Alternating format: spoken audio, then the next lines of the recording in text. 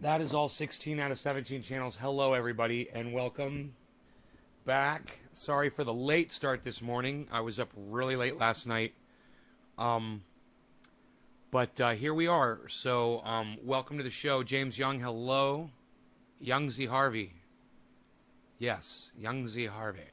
Right? Am I right, James? Yes, I'm right. I know I'm right. Thank you for the drop in that digit right off the bat, brother. You obviously want to see me smoke some cannabis today. Obviously. I've got half a bowl packed. I'm ready to go for James Young. Young there, Harvey. Young there, Harvey. James Young, Debbie. A forename, Jeff Murphy. Jeff, the true Jeff spelling. Jeff, the strong Jeff spelling. Steve Running. Hey, Steve. I'm so glad you're back on the show, bro. It's good to see you back on the show, man. Randy was holding it down for the both of you.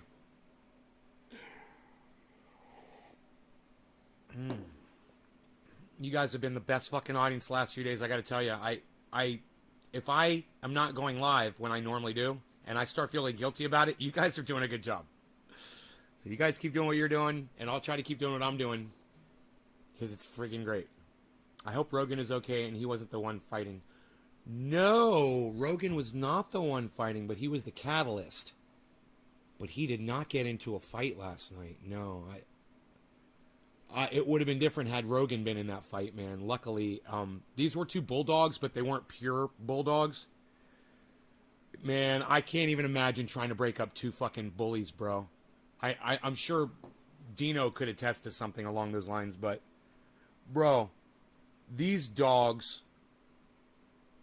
they wanted to kill each other. And I've seen dogs fight before, but this was the longest dog fight I've ever seen.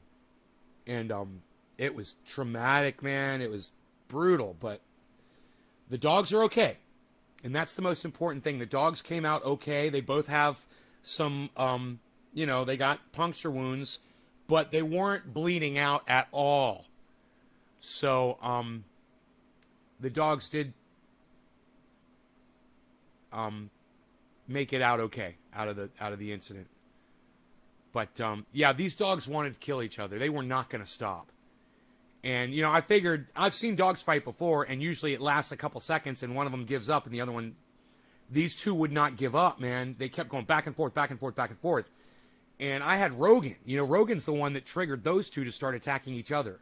So I had Rogan. I couldn't do anything. I was holding Rogan, trying to protect him, right? This is a really long story, but these dogs were behind a fence. And the dogs kept smashing into the fence while they were fighting each other, and I was trying to hold the fence and hold the dog, and they fucking, dude, you don't even understand. These dogs barreled right through the gate while I was holding it closed. They came right through, man. The bottom of the gate loosened up, and they came right through it. They, like a bowling ball through bowling pins, and Rogan was 1 foot away from two fucking vicious fighting. They're not vicious dogs normally, but in that fight, they were vicious, and dude, I didn't know what to do at first, and I was like, I had to keep my calm, and try to figure out how to deal with it. And, the owner was trying to do everything they could to try to get their dogs under control, but it wasn't enough. So I picked up Rogie, I put him in my truck, I closed the doors, and I went back over. And I grabbed one of the dogs, the aggressing, the one that was winning the fight. And I grabbed that dog by the back hind legs. And I started pulling him away.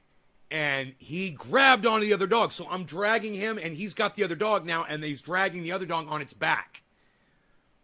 So I gave a tug, and it broke him up, and the owner got the other dog and got the other dog in the fence. And I'm holding the aggressive dog, right, by its hind legs. And it keeps looking back at me, and it's not growling, but it keeps looking at me. It looks at my hand, and it looks up at me, and it's fucking struggling, trying to get away, and I'm trying to hold it back. I had to put my fucking arm around its neck. I was so fucking scared to try to hold it. And I had my arm, I had one hand on its hind quarter, on the inside of its, what you would call its knee, I guess. It's a reverse kind of a joint. And I had my arm cupping around its neck, and it just broke out of my arms, dude. The dog just went, it was like grease lightning, and it went right through the fucking gate again. And they they didn't get the dog inside the house yet. They were still struggling. And luckily, the dogs did not start fighting again. They got aggressive with each other, but they didn't start fighting. And they were able to get the dog inside the house. This was really late at night. And then the neighbors called the police. So I'm standing out in the street. And what they told the police was it was a domestic disturbance.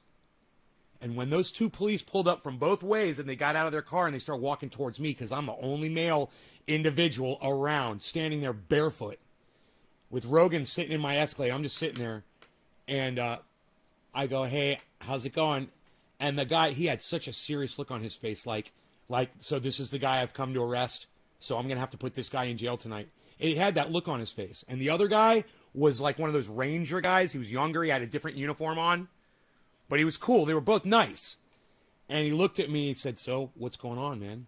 And I said, we had a dog fight. And I told him the whole story. And he didn't fucking believe me. He didn't believe me.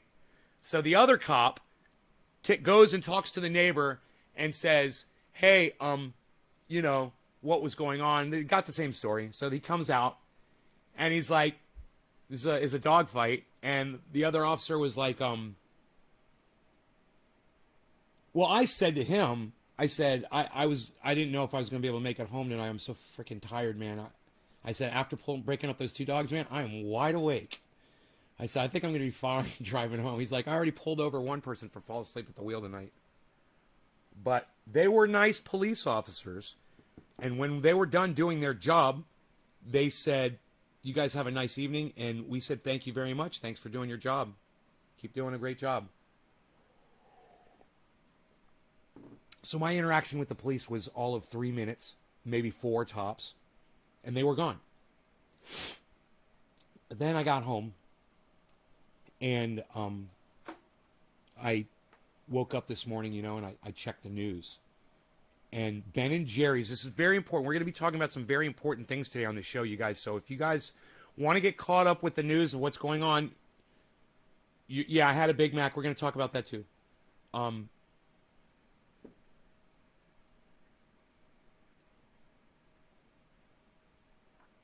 So I pull up Twitter, and I'm going through Twitter, and I see this post from Ben & Jerry's. And people are like, all talking about it and shit. So instead of reading what people were saying, which I probably should have done first to get more of a...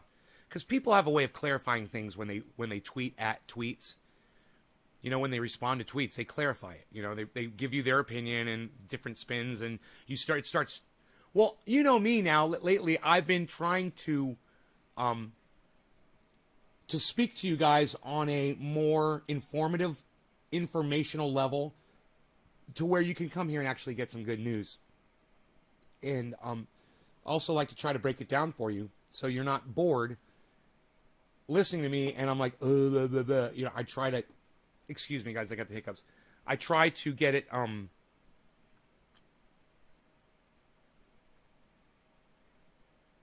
clarified for you. And with my opinion, but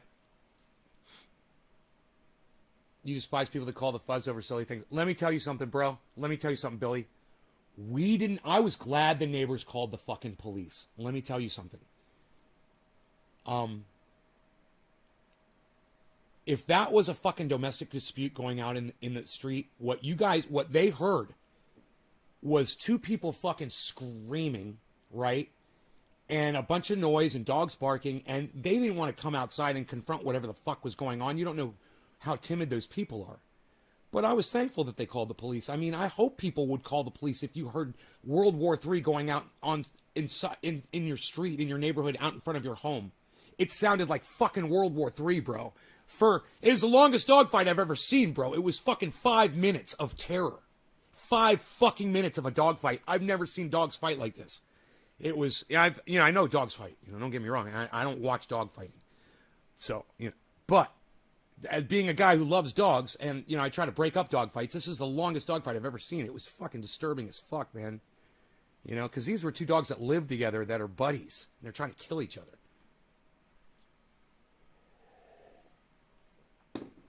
Michigan out of doors. Don't type that fucking narrative in here, you motherfucker. All right? Don't you fucking do that fucking thin blue line bullshit in my live stream. And now you owe me and everyone else in here an apology for talking out your fucking ass. All right? You don't know some fucking 80% figure about the way police treat people. All right? It just so happens that I'm a professional. I'm a professional. You guys might think I'm a crazy wild man on the show, but I'm a professional. I'm a millionaire. I know how to deal with people. I know how to talk. I know how to present my side of the story. I know how to be respectful. I know how to respect authority. Right? Most people don't Michigan out of doors, and you're a fucking idiot for thinking that. You are a fucking... I'm so fucking disgusted in you right now. I'm not speaking statistically. Oh, 80% wasn't a statistic. If you... Listen to what this cuck bitch just said. Now he's doubling down. If you comply and be respectful, 80% of the time, police officers will just let you off easy. Okay, Donald Trump, you sound like a fucking Republican right now, Michigan. You sound like a fucking thin blue line supporting piece of fucking garbage. I can't believe someone in my audience is fucking sticking up for fucking pigs right now. I had one positive interaction with police last night. Oh, 80% of every interaction, if you just comply. Fuck you, man. Suck my dick. God, I hate that fucking narrative. And Michigan out of doors, how are you, buddy? Good to see you, man. Dumbass.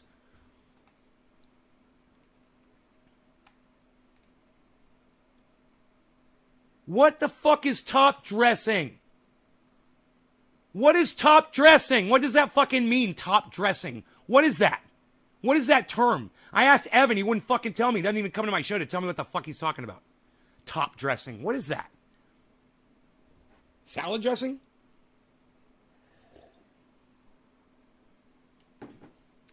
Random ass. I'm not speaking statistically. Yeah, you were speaking statistically. You made up a fucking number like an asshole. Random numbers, right?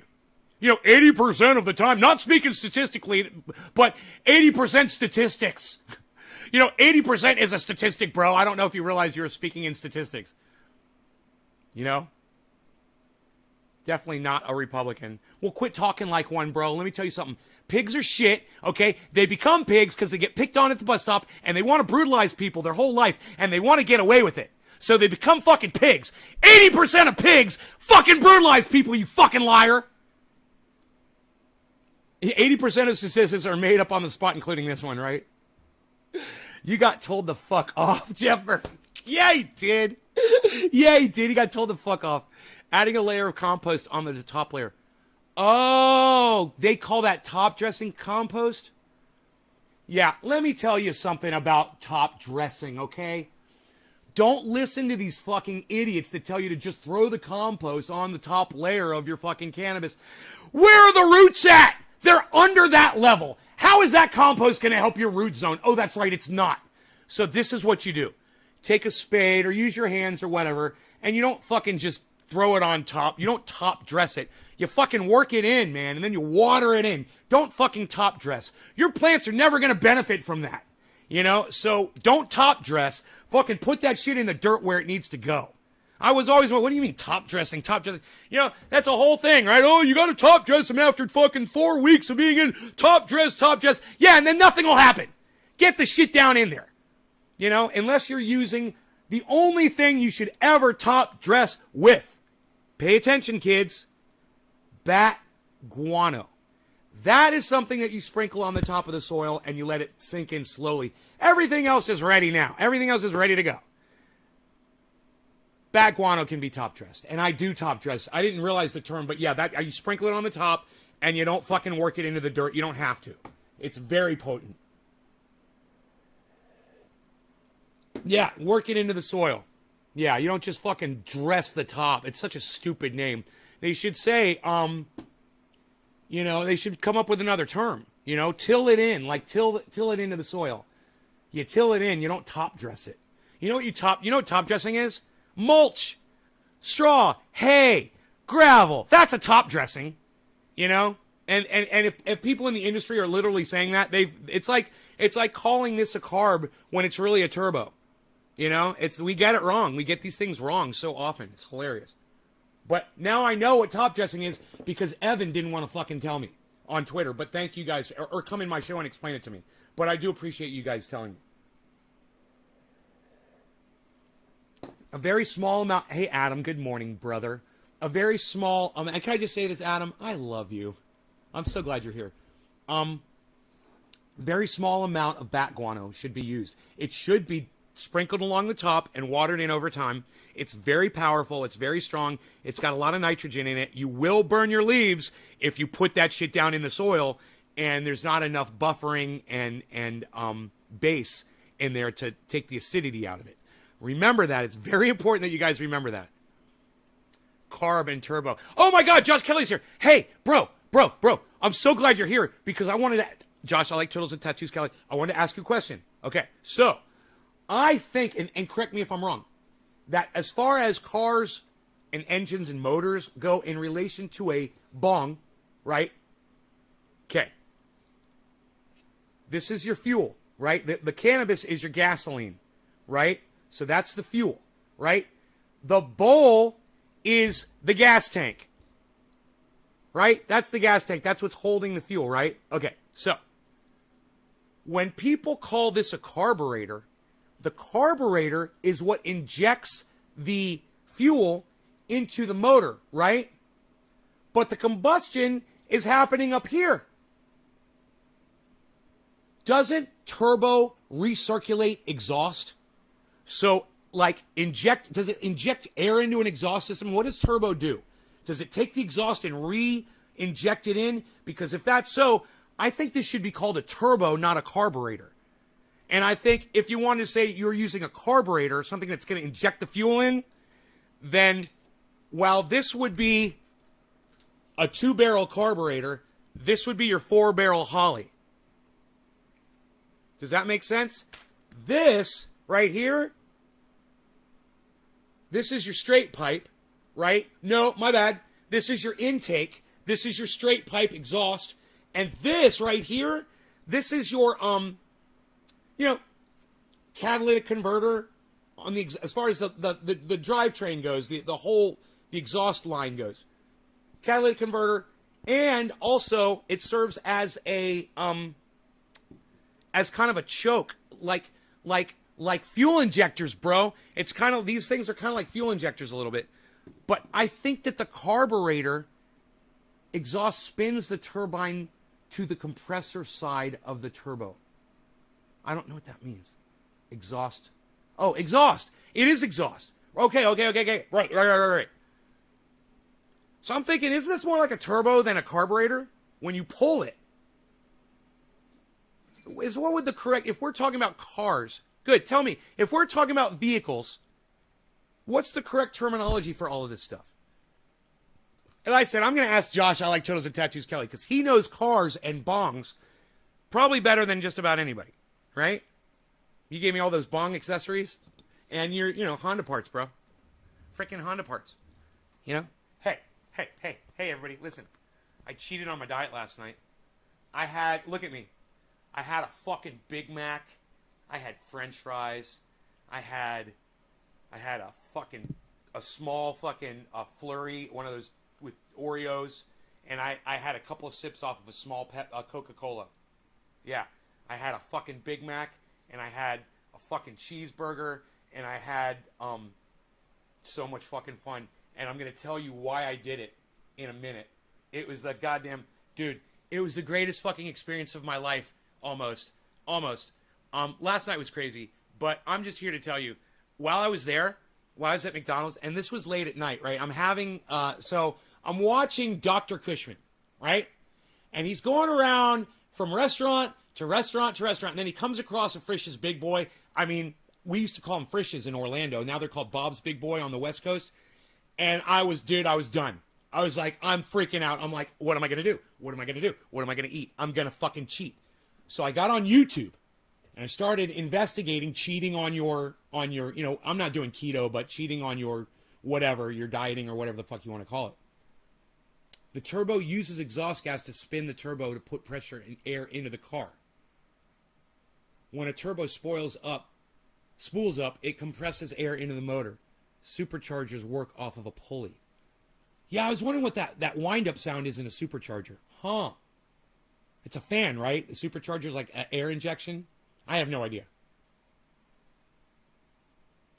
1,800 calories. Yeah, right? 1,800 calories. Easy. No, I probably had 2,500 calories last night. I probably had 2,500 calories last night. That was about 10:30 at night. And then I stayed up until 5 a.m. And I burnt off, I broke up a dogfight. So I burnt off some of that. But I need to tell you what I discovered on YouTube, what they're saying about this. They said, see, I got down to 170 and I'm just kind of sitting at 170. I want to get down to 155, right? They say that if you cheat like every 2 weeks on whatever your eating regimen, I don't like to call it dieting, whatever your eating regimen is, if you cheat and you go out and you consume a whole bunch of fat, one night, sugar, whatever, your body, it gets used to what you've been doing to it, and it kind of gets into this like, it's almost like an overdrive to where it's working so easy that it's not burning the fat like it was a week prior. When you load all that garbage back in your body again, it triggers your body to start eating the fat again in your body. That's what these doctors are saying. Scientists and all kinds of shit. I was before I went to McDonald's, I had to make sure, because I was on the verge of not going. I was like, I could just go to bed. I could just go to sleep. Let me tell you guys something. Not going to bed last night was the greatest decision I've ever made in my entire life. I was so glad that I didn't do it. I'm so glad that I went to fucking McDonald's. Check this out. So I get in my car. I throw Rogan in. Rogan's in bed. And I'm like, we're going. He's like, okay, we're going. So I throw him in the car, and off we go to McDonald's, bro. And it's a 20-mile drive to McDonald's. It's a 20-mile drive. And I know this. I'm driving 40 miles no matter what. I'm driving 40 fucking miles to get a Big Mac. And I don't give a fuck. Are you ready for the funniest part of the story? I pull up into the drive-thru, and it's got 10 cars in front of me. They got 2 lanes, and there's nobody in the second lane. I pull up into the right lane because there's only one car ahead of me to speak to the lady, the cashier, and I'm like, well, they'll be done and blah, blah, blah. So, this is people. No big deal, but just a cute little anecdotal story. You know how when you pull up in a drive-thru and you kind of pull up, you look in your rearview mirror and you make sure that the person can pull up so they can talk, right? Well, the 2 people ahead of me didn't bother to do that. They pulled up half a car space and left full half car lengths in between them. So when I pull up to the speaker, my tire is at the speaker. And I'm like, my bumper is 3 inches away from the car in front of me. And I'm like, I was smart. When I did it, I made sure that my headlights were over the left a little bit, so they're hitting the second car. And that second car saw my headlights, and they fucking pulled up, right?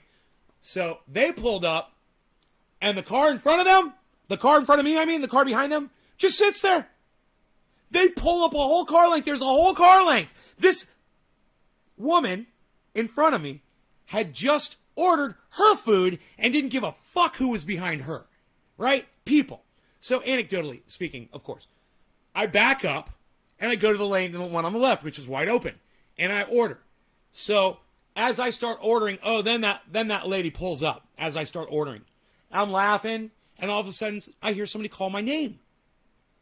And I had all my windows down, because it was a beautiful night last night. It's fucking gorgeous. I start looking around. Lumberjack John's wife is in the lane next to me, right where I just was. And she's like, hey, I'm like, oh my God.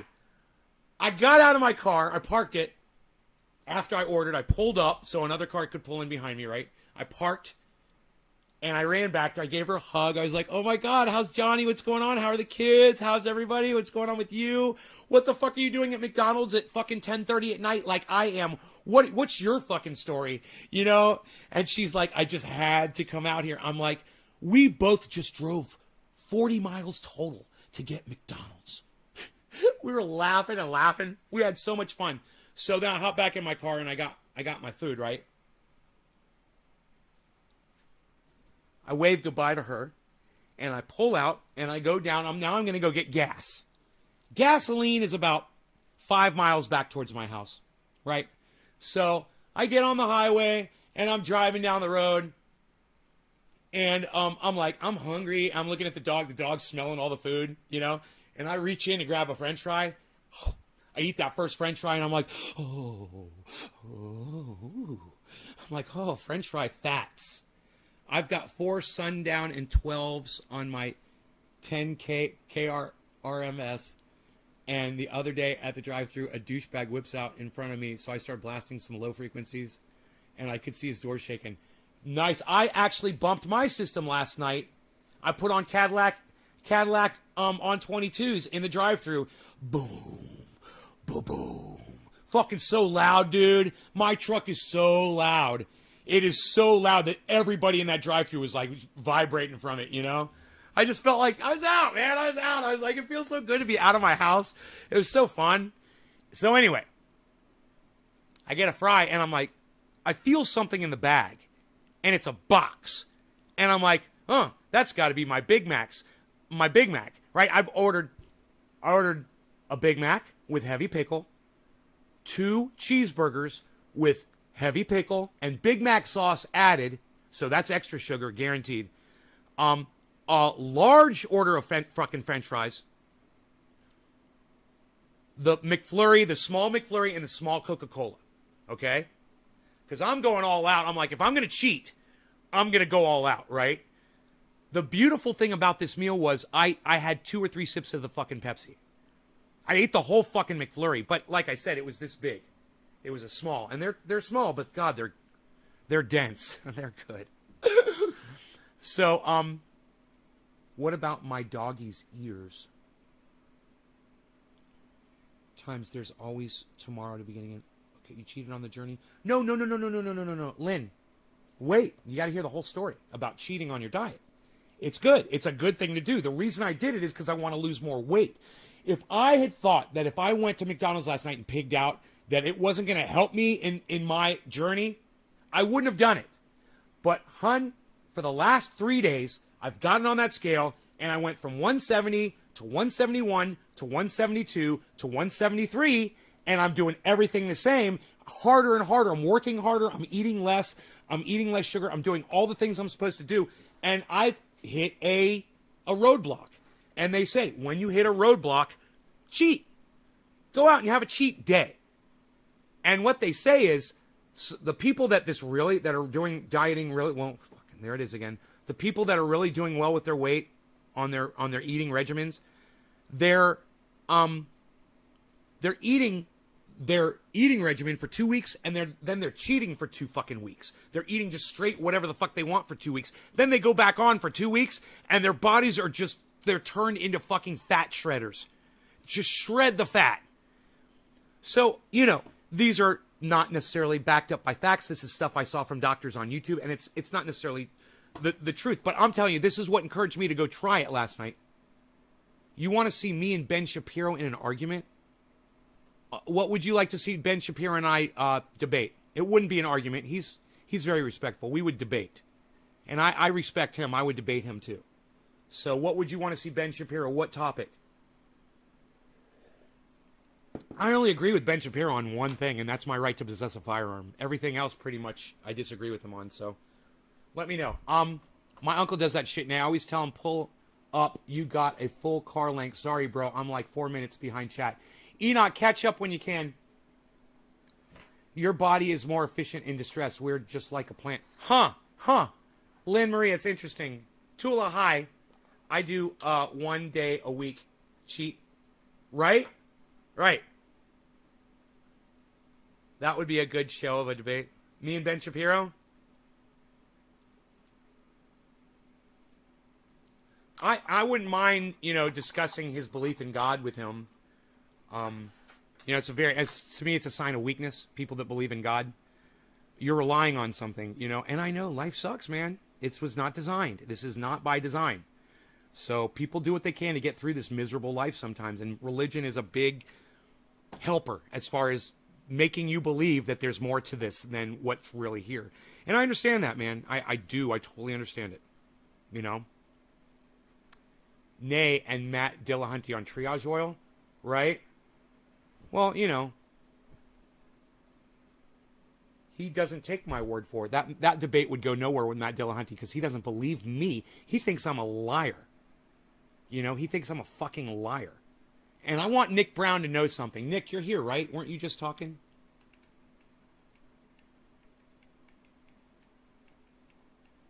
Nick was defending me on Twitter. I love him so much. Hey, Dami, Dom Dom. What's up, Dami Dom?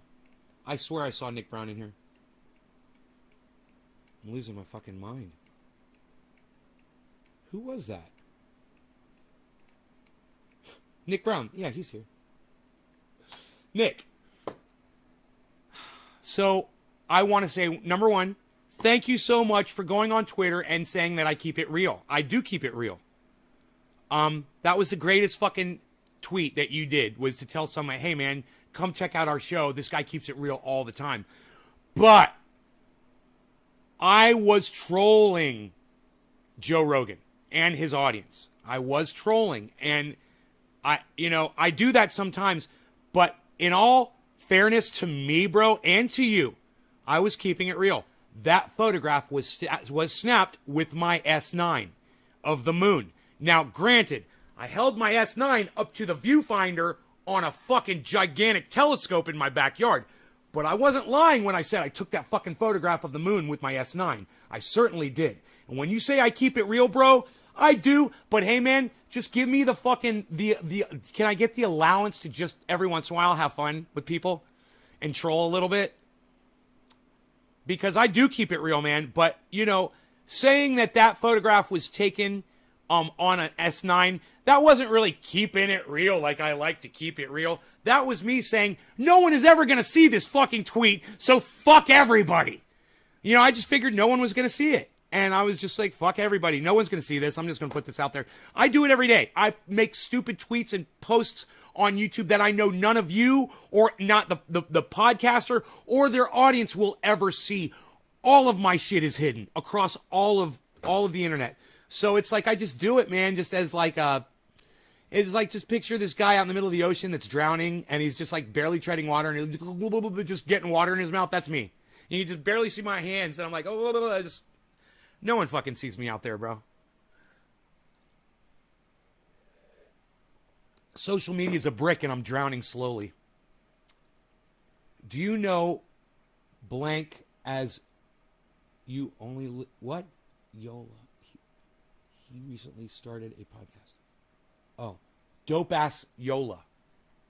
A podcast, lives in Los Angeles, and I know for a fact you would be a great guest. That channel of his isn't even Michigan. Did you just call cannabis weed, bro? I want you to know something, man. I'm not here to pick on you. I've already picked on you once in this live stream, so I'm not going to do it again. You already got picked on. It was fun. I hope you enjoyed it. It was good for me. I hope it was good for you. But can we call it cannabis, bro, instead of weed? I mean, you can call it weed when you're talking about somebody's name. If somebody's name is Dope As Yola, which is what I figured that's what you're trying to say, because that word is blocked too. I'm figuring you're saying channel of his isn't even weed related? Michigan, did you just call cannabis weed on my live stream, bro? Let's not do that. He recently had Tommy Chong. He's not going to be interested in my fucking old ass then. That was a good picture of the moon. That was a good picture of the moon. Thanks, Randy. Josh, her now. I've stressed my whole life. Joe Lisa. Hi, Joe Lisa. How are you? Nice to meet you. They call me Nay in here, N-A-Y. Just getting off work, and whoa, what a title to the video. Sounds like a stressful day.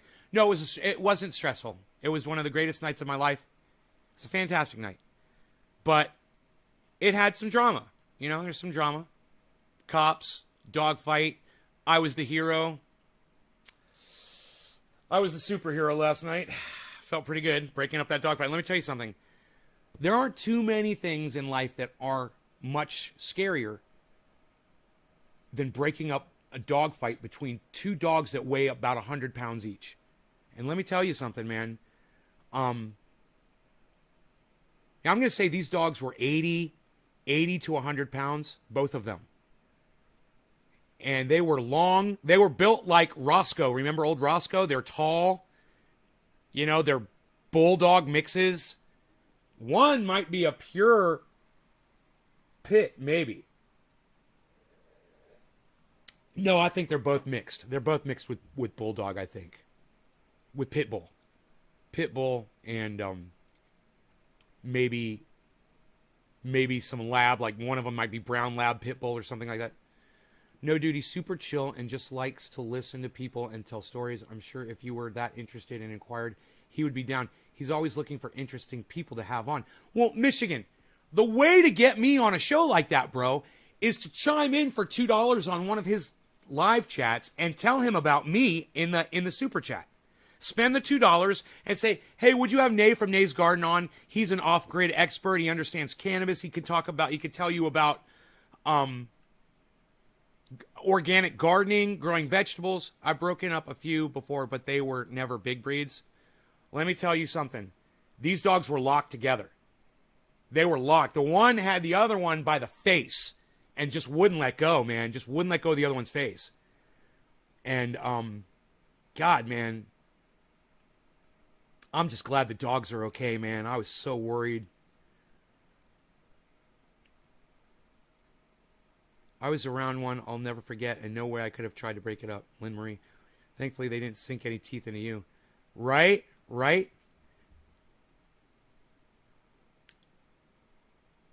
I had 2 pit bulls, Rottweiler mixed dogs that went at it.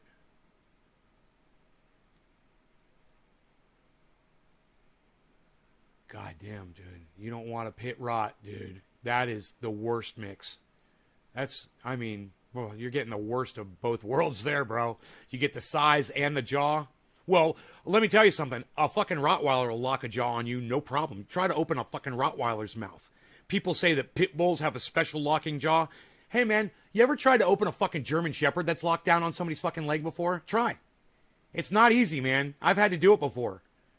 And they're pretty hard to do. Now, pit bulls have that fucking angle. They've got shorter fucking jaws.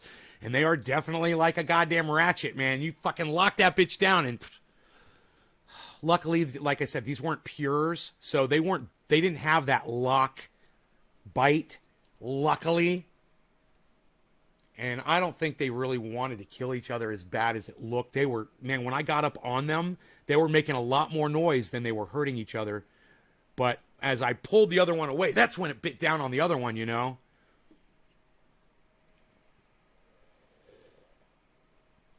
I was like, oh, God. I'm so glad it ended okay. I'm so glad Rogie didn't get hurt. The dogs are okay. Everybody's okay. A cougar trying to eat a $20,000 zebra colt. Wow, Billy. That's some goddamn Tiger King shit, bro. He never bit anything or anyone in his whole life. Wow. A pit bull and a rot, and he was the most placid. Yeah, I've lived with a pure rottie, man. Stinky dog, but they're hard to keep clean. They're oily and long hair, and they get hot in Florida. But this dog was 100 and, I want to say 180 pounds. You guys can't imagine a Rottweiler at 180 pounds. You know, it puts its paws on you and knocks you against the wall when it jumps up on you. It's so fucking heavy. And that dog jumped through a fucking glass window with a frame, an aluminum frame, and broke the fucking frame out of the window and shattered all the glass and kept going. Didn't even get a cut on it. Like a fucking lion through a flaming ring of fire. I was sitting right there when it happened. It was fucking crazy. Fucking Rottweiler, man. They're an other dimension of animal, bro. You have to be an experienced dog owner. You have to really know dogs to... If you get one of those with an attitude, you're in big trouble. They could kill a person, you know? They just bite your fucking face, you know?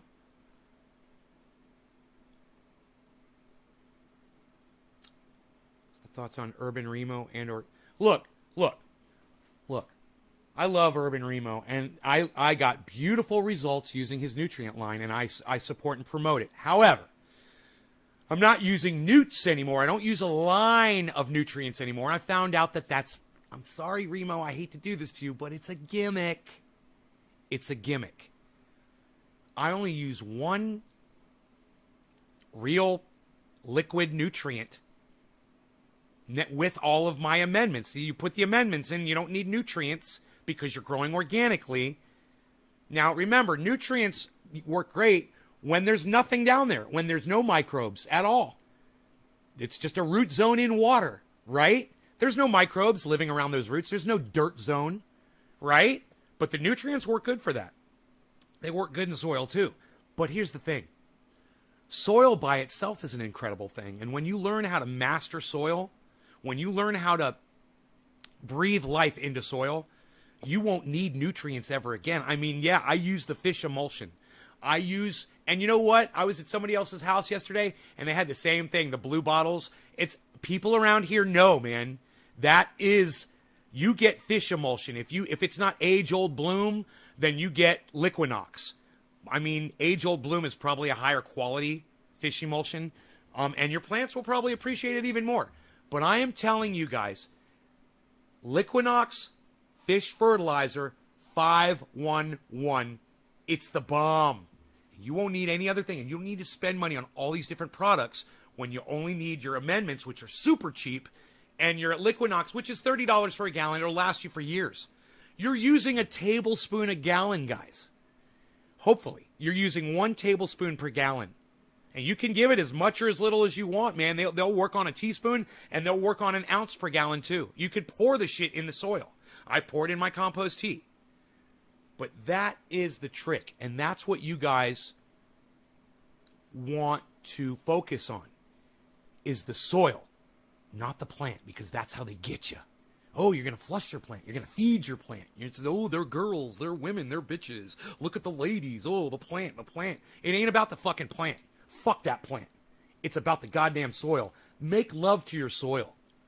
All right? Become one with the soil. That's the earth. That's the planet that you're standing on. And when you become one with that soil, man, you can grow anything. You can feed your entire family. You can feed your whole fucking neighborhood. You know, it's not just about the cannabis at that point. You accidentally fucking drop a goddamn seed of anything in that stuff, and you're going to have a tree, man. Pole beans. Dude, my pole beans have grown like 12 feet since I planted them. DC, you bought a U-Maker cell phone case? I love you, man. I love that you did this. I love that you did that. I'm so fucking excited. You're going to love it, bro. Just treat it very gently. Don't slam the thing down in the back of the stand. Don't slam it down. I used to always do that. Just treat it very gently. It'll last you for a long time, bro. And then if it breaks, I just bought another one. They're not that expensive. To earthworm castings. Good. That's the bomb. Fish emulsion. Good. Compost. Good. Bone meal, blood meal, bat guano if they really need it. I look at my plants as medicine. Yeah, well, that's what they are. They're fucking medicine. Take care of your microbes. But, look, they're medicine, right, bro? Just pretend, yeah, here you go. They're medicine. But I don't love my fucking pills. They don't call these my ladies. Oh, look at these bitches. Look at the ladies. Look at these girls. Look at the girls. Omeprazole. I don't even take this anymore. Since I stopped eating sugar, I've had very little heartburn. Big Mac. I fucking pigged out, Ice. It was so great. It was everything it could be and more. I have to talk to you, Ice. Will you do me a favor after the show? Will you call me, bro? Will you call me after the show is over, Iceman? Please, if you can manage it. I understand you're busy, but I gotta talk to you. People laugh at me in my gardening obsession, but when the world goes into unrest, it's going to be people like us growing. Bro, we are the leaders of the future. No, even if it's a short-lived future, we are anybody that's going off grid, that's planning, that's growing, that's sustaining themselves. You know, my buddy down the street, he's got livestock and he gardens. We are the leaders of today and tomorrow. And the problem is, most people don't realize it yet, so most people aren't listening to us, but that's okay. Look at us as a bunch of Jed Clampett rednecks out in the wilderness shooting for some food. You can look at us that way all you want. The fact is, if you ignore these words, eventually you're going to regret it. And that is a fact. You are going to regret ignoring all the people that are trying to help you right now. And Guy McPherson is serious about this Mears project, guys. You guys might want to look into this, because anything Guy McPherson is serious about, I'm going to look into. And I thought, when I heard about the Mears project, I said, that's a fucking joke. You're not going to block out the sunlight. I wonder what the fuck Guy McPherson has to say about this. Guy McPherson, yeah, we need to look into this Mears thing. It's the only thing that will block out the sunlight. And I believe in it. And you guys, if you know, he says, this is what he said this morning. If you guys know any millionaires or billionaires that want to invest in this technology, if we don't do this right now, we are fucking dead tomorrow. And he's talking in terms of like today and tomorrow. He's trying to put it on a really short timeline, because he's been wrong about the timeline, but he's right over the occurrences. They're just a little slower than what he predicted. The Earth is a little bit more resilient. You know, COVID helped a little bit too, man. But it's just a matter of time. And if you guys don't look out your windows and see it yourselves, then you need to watch the fucking news, or you need to watch the show, man. And I'm telling you, I will tell you that there are people out there that are running for their lives from climate change. If you're in a big city and the weather's been great, in fact, it's getting a little warmer and it's nice, and oh, we're all fucking having a great time and blah, blah, blah, blah, blah. It's an illusion that we're creating for ourselves. We're creating this illusion because our lives suck so bad in this COVID epidemic, and with the climate change that we know is coming, that we are all literally going into denial. The first stage of what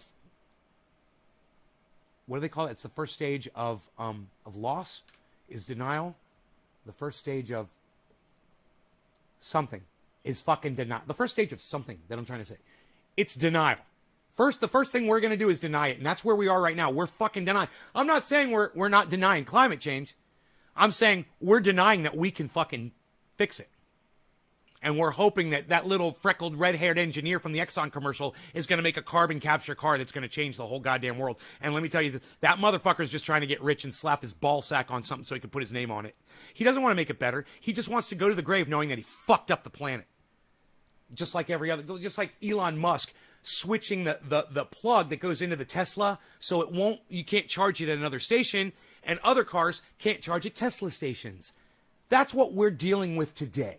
The minds of tomorrow, the greatest minds of our time, are literally trying to work against us.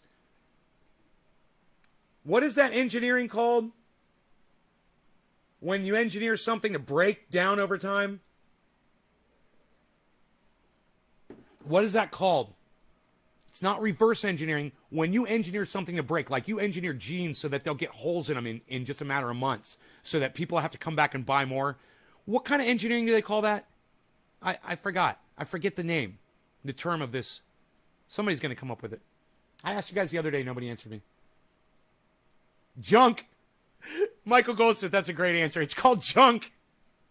Yes, that is what it is called, man. You're right. Oh, I got it. The word just popped in there. Obsolescence. Planned obsolescence.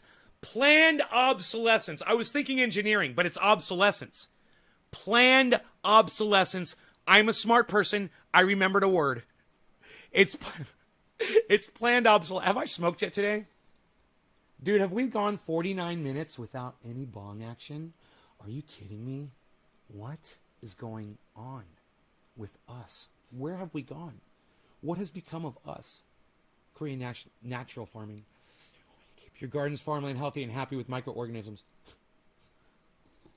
I don't need fucking Korean natural farming. Hey, Ty, you ever heard of organic growing? Yeah, it's the exact same thing as Korean natural farming, bro. It's called organic growing. I've been doing it on my channel for fucking years, bro. I invented soil reconditioning on YouTube. Literally. So, what the fuck are you... I get so frustrated. And let me just take out my frustrations here for 1 second and just say this. I hate when I invent something, when I literally come up with something all on my own, and then my own audience members, oh, I taught you? And now you're remembering where you learned it from? And I teach my audience shit. Then they go out and they forget where they learned it. Then they come back and they're like, yo, Nay, you ever heard of a purge muffin? When people are purging off their concentrates, hey, Nay, you ever heard of a cat's eye, bro? Yo, Nay, you ever heard of moon rocks? Yo, Nay, you ever heard of reconditioning your soil, bro? Yeah, bro, you even reconditioned, bro? Yeah, bro, you reconditioned, bro? Yo, bro, you ever heard of a warm-up dab, bro? Yo, bro, you ever heard of a pre-dab, bro? I'm thinking of all the things I invent. Yo, bro, hey, Nay, you know what I found out on somebody else's channel on YouTube? Yeah, they're taking coconut oil and peppermint oil and THC oil, and they're making this amazing stuff, Nay. It's amazing! I can't remember where I learned about this. I think I heard about it somewhere else, Nay, but you really should look into this, Nay. You led me down the path of reading and learning about organics, so thank you, man. Right on, Ty. Yeah, you're like, have you ever heard of Korean? I'm like, what, dude? I invented all of that. I invented a lot. I am a trendy, right? That was a good name. A trendy trendsetter, innovator, and engineer. I'm actually a true engineer. And self-proclaimed Jesus. That's the funniest Freudian slip I've ever made in my entire life. Self-proclaimed genius. My bad. I'm just going to shut the fuck up now. I think I've revealed too much about myself. All right, so look, you guys have to see my face because I'm such a bad person. I'm going to blow some smoke rings right here. We're going to blow some smoke rings here in this little black area and put some rings, space, in this space, which will be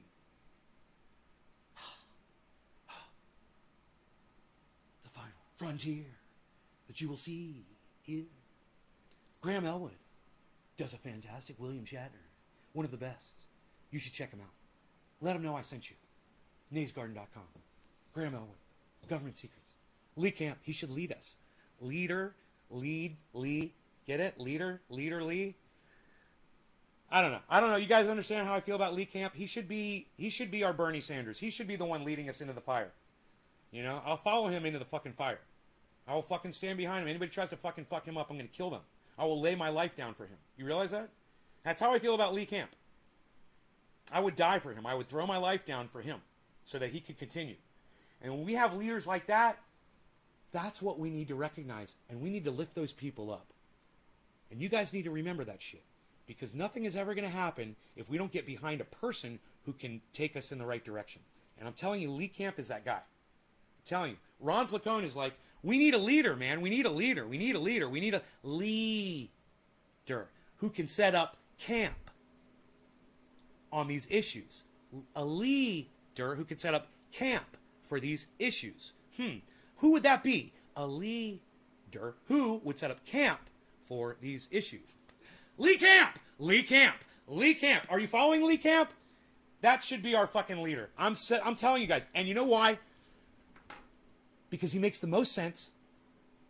And he wants to be the fucking leader. He says, I'll lead you. Let me fucking lead you. Get behind me. We're looking for someone like you, bro. We'll march. We'll get behind you. What do you guys think? I don't know. I just want to throw that out there.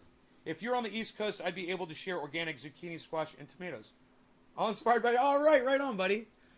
It's 4 a.m. in Brisbane. I'm off to bed. Oh, yeah, I was up later than you. You can do it. Hey, Joe Lisa, I was up later than 4 a.m. Come on, look at me. Come on, you can do it. Hang out. You know the show is worth it. Do you even know who I am? Have you even subscribed to my channel yet? I mean, have you checked out my Twitter, @NaysGarden, me, Ben Shader, on Facebook, any of that shit? Do you even know anything about this? I mean, you need to look into it. Shelly, what's up? Good afternoon, by the nay. By the way, nay. Nay for president. Gee, my old Nellie has occasional seizures. Last night she had a bad one, and I've heard of people using cannabis oil to treat them. Do you think it would hurt to give it a shot? Yeah, it can hurt if you use too much. So it just depends, man. You got to use the right amount. You will fuck a dog up if you give an animal too much. So they've got CBD for animals, But if you're doing THC, you got to use a very, very, very small amount. So make sure you know what you're doing. All right? Look it up on the internet and find people who are doing it. I gave some to Roscoe once. It was just too much for him, and he was high all fucking day. Oh, never mind. You rewrote it, Michael. Yeah, I have. Good. Hey, good. Nay, would you ever want to be president? No. Eddie, San Diego. I'd like to be an advisor to a president who actually listened to me. I wouldn't want to be the person in charge. For one main reason. Because I was a bad person when I was growing up. I did a lot of bad things. There would be a lot of people that would come up and say, dude, this guy fucked me over. This is what he did, blah, blah, blah. You know, and all my old past transgressions would come out, and it would be horrible. And I wouldn't be a good leader, you know, because of that. I didn't live an honorable life growing up. I'm trying to make up for it as an adult. But, you know, in my part of my punishment for being that guy is, you know, never being able to hold a leadership position or, you know, or even get traction on fucking social media. I'm okay with that. I think I've got a great message. This is what I'm hoping.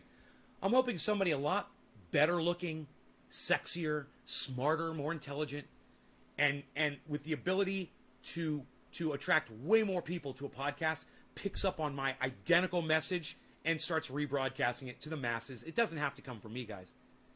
All this information doesn't have to come from me, and I don't need the fucking credit. I like getting credit. It's fun. It'd be nice. But at the same time, it's never been about me, and it can't be about me. This whole thing can't be about me. It's my fault. So, all right, Jolisa, you hung out. You tried. Thank you. That's what I said. Nay would never want to be president. No, I wouldn't want to be president. No, and it's not just because of my past. It's because I've seen the presidency corrupt every single person that's ever become the president of the United States. That kind of power just makes you into a douchebag. The only person that it didn't corrupt that I can remember, really, is Jimmy Carter. That's a terrible thing to say, man. There's too much political division in this country to want to be the leader between both of those fucked up parties, who all are lying. We could talk about this for hours. Let's just smoke, man. Cheers.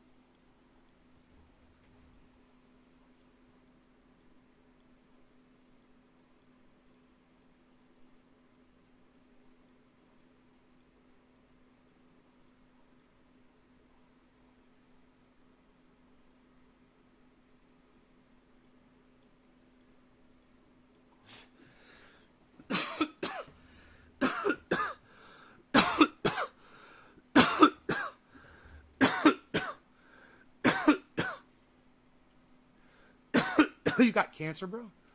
Oh, no.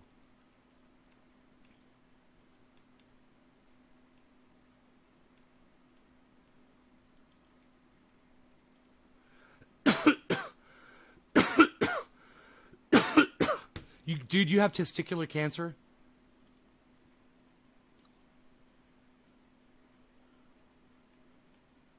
Oh, dude, this is fucking horrible.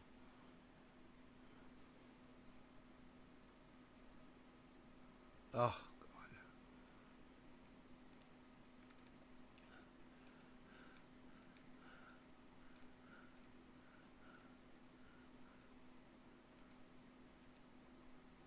I made your day. And? Aw, thank you. That's so nice that I made somebody's day. Thank you for saying that. Leader. Yeah, Leeder.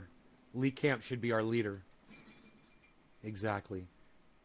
Nay would never want to be president. Eddie, San Diego has great cancer treatments there. Did you block the Jamie Bruce on Facebook and this tune.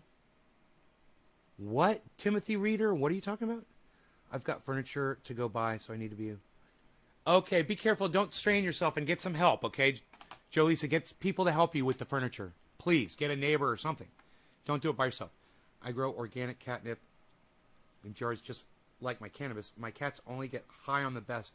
No salt, nutrients, or pesticides. Michigan out of doors. That's fucking awesome, Michigan. How do you clean herbicide out of a spray tank? Billy, you asked me this the other day, man. I said isopropyl alcohol, man. Do you remember? Yeah. No, that's what I said, Nay. Would never want to be president, Michael. I'll catch you on your next live. Okay, Jolisa, Michigan Outdoors. Send me some. You do a lot of amazing things for people, bro. Thank you, Nick. Thank you, buddy. I love a little recognition every once in a while. It doesn't hurt. The oil works wonders, though. I haven't really found something yet it doesn't work on. Took it camping, and it helped burn, scrapes, cuts, mosquito bites. Michigan, right? I'm putting this on Twitter, bro, right now. Thank you. Thank you so much. Once again, guys, I'll put it up on Nay's Garden. I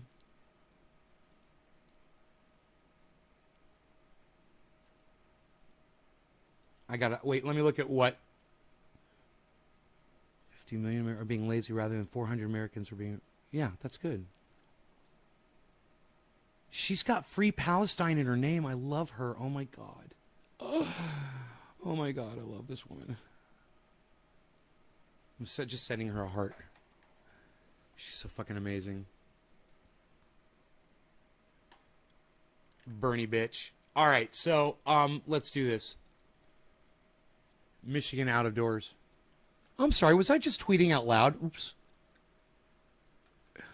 All right. The oil works wonders, though. I haven't really found something yet it does work on. It doesn't work on. And it helped. Okay.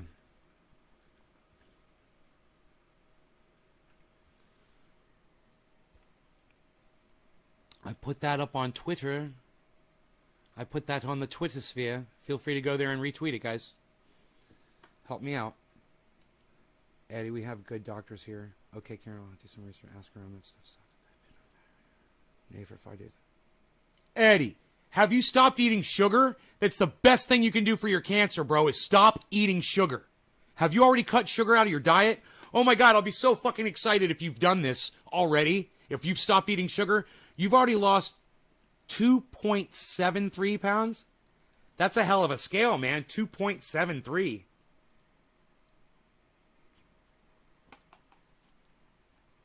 To get a second opinion? Blood work. Only one person per own life that is success. You have changed thousands of people's views over the years on YouTube. You're winning. Ty, thank you. Oh my God, thank you, Ty. Holy shit.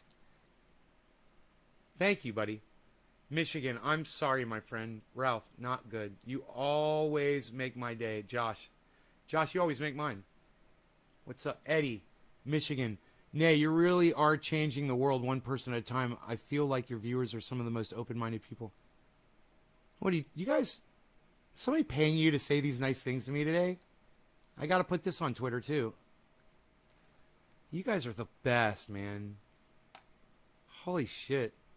There, I'm just going to fucking paste that and tweet it as is. There you go.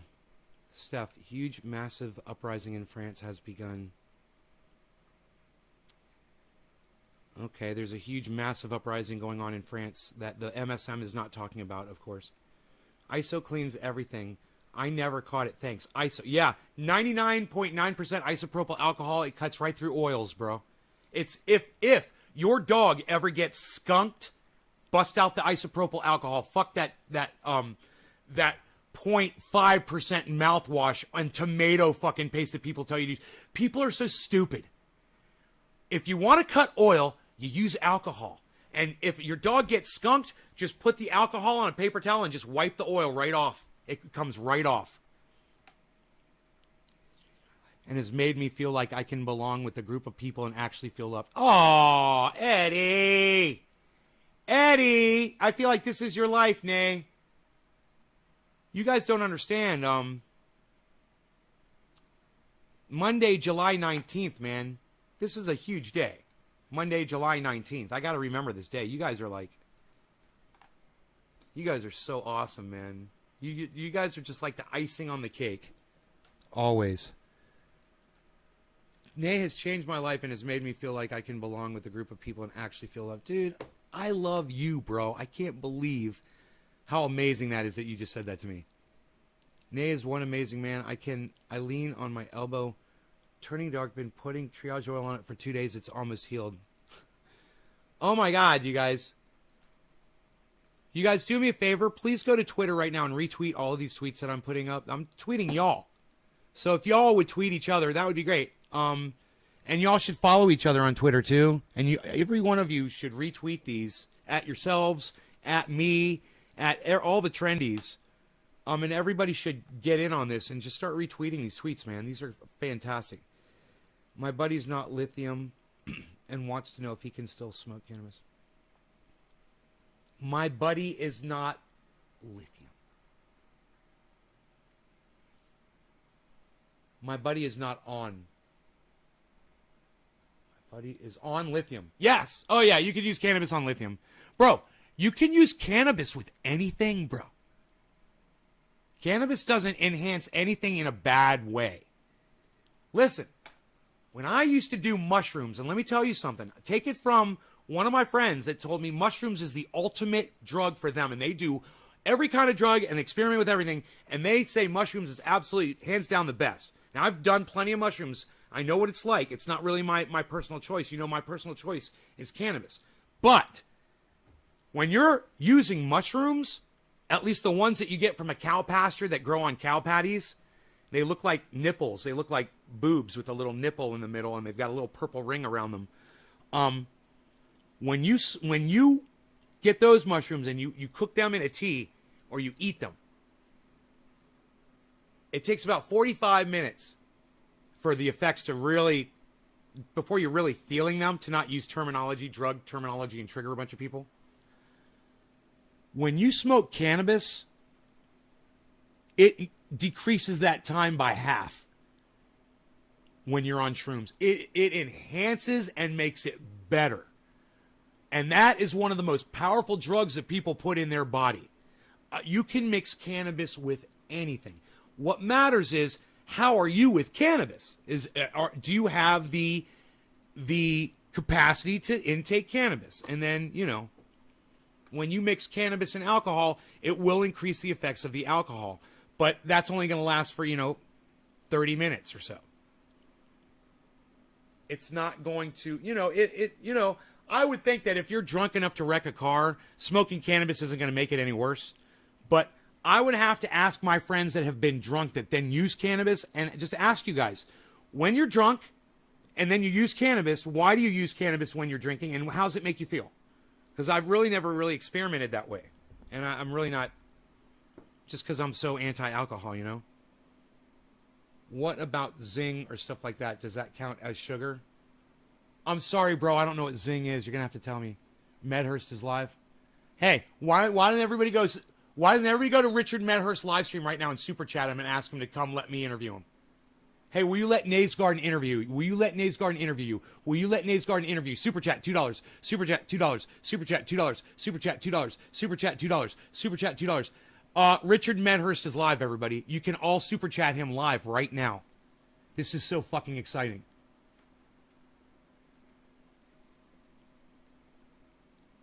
If you have cancer, stop all white products in your diet. Yes, yeah, bleached or processed foods, exactly. Plastic, if it's in plastic, it's not good. I agree that, dude, I've been watching you for 4 years and you've changed the community 1% at a time. You may not see it, Nay. Thank you, Lynn. Aw. Putting that on Twitter now. You guys, I can't get anything done because I'm retweeting you guys. I'm tweeting you guys. I want to shake your hand, Nay. Seriously, there isn't many people that I strongly respect without meeting, but I respect you immensely. Really, bro?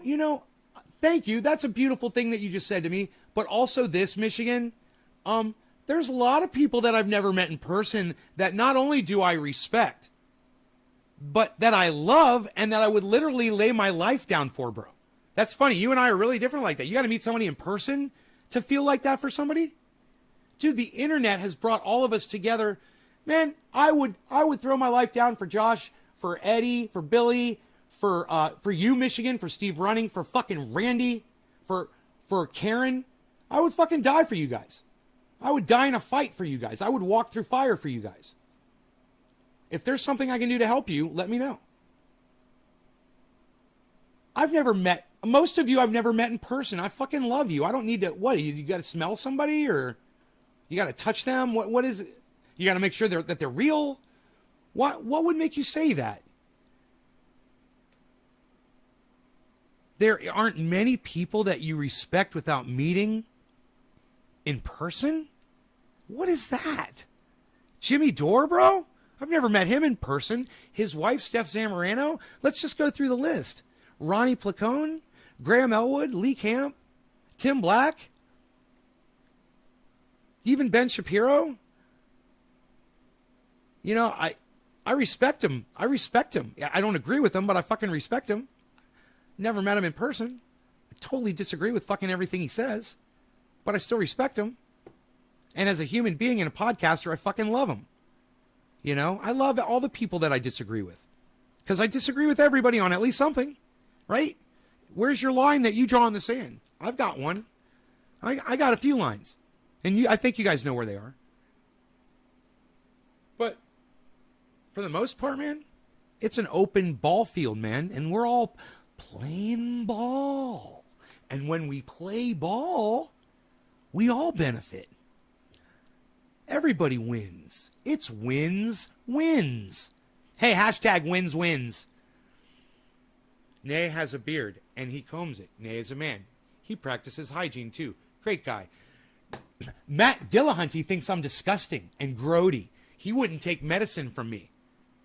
You know, throughout mankind's history, throughout the centuries, the medicine man was always, or the woman, the medicine provider, was always the outcast, right? With the fucking long hair and the beard. But, you know, when your child was sick, you brought him right to that guy's hut.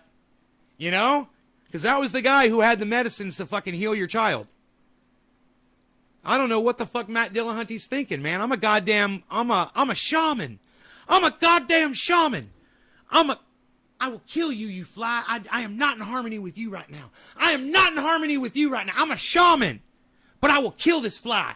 It is landing on my bong. Do not.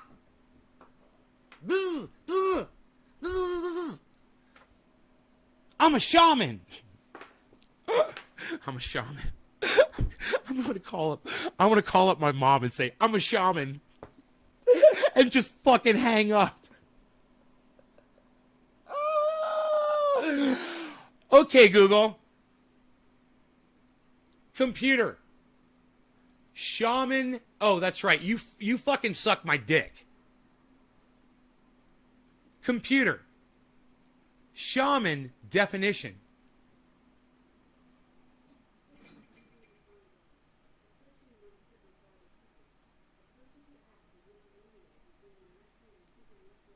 I can't hear. It's the new fan I have in here. I can't fucking hear.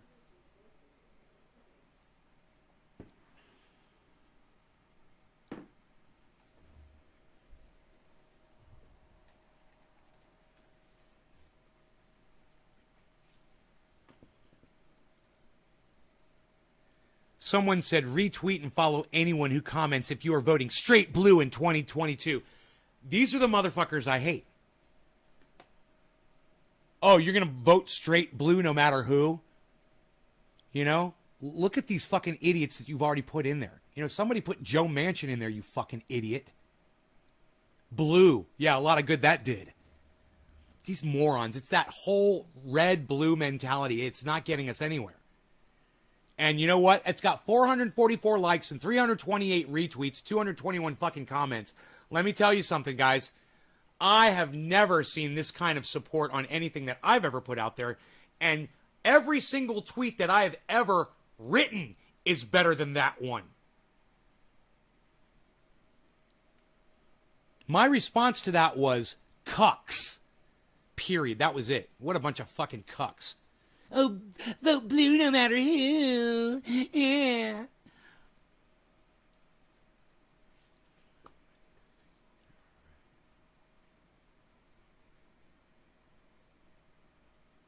I should type on there and say, hey man, I'm running as a Democrat and I'm going to fuck your mom. Vote blue no matter who, you know? Fucking idiot. That'd be an hilarious tweet. Who would tweet something like that?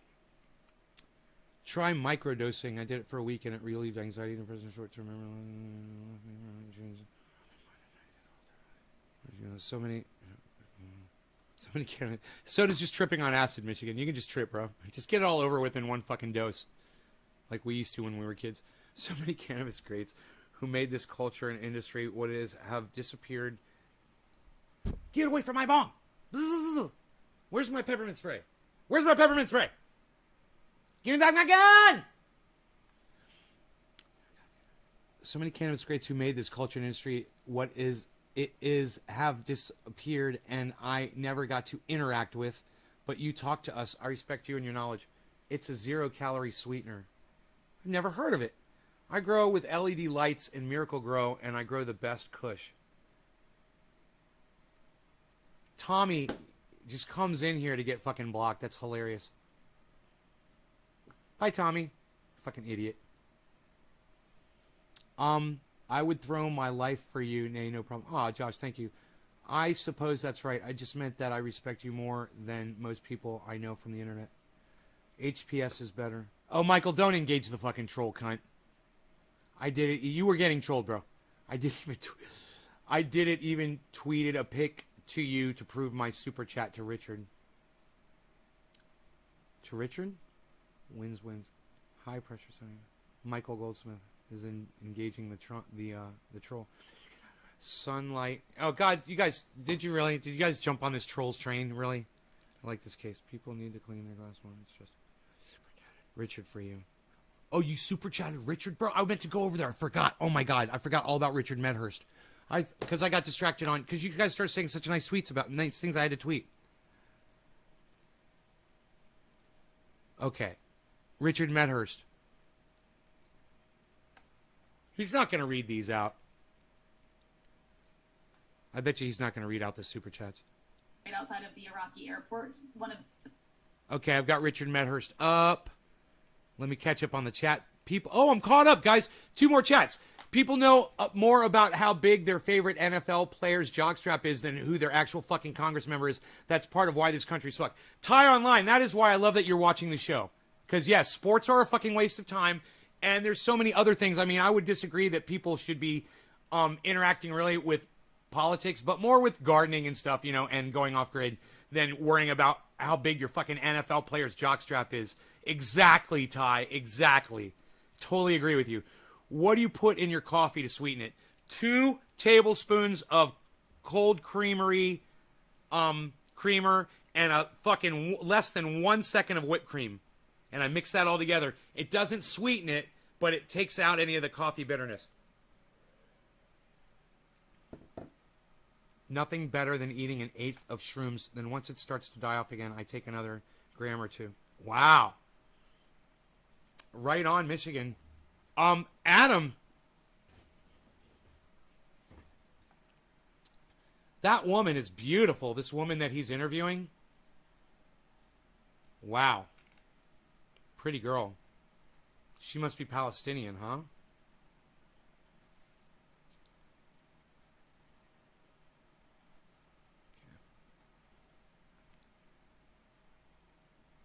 Let's move Richard Medhurst over here.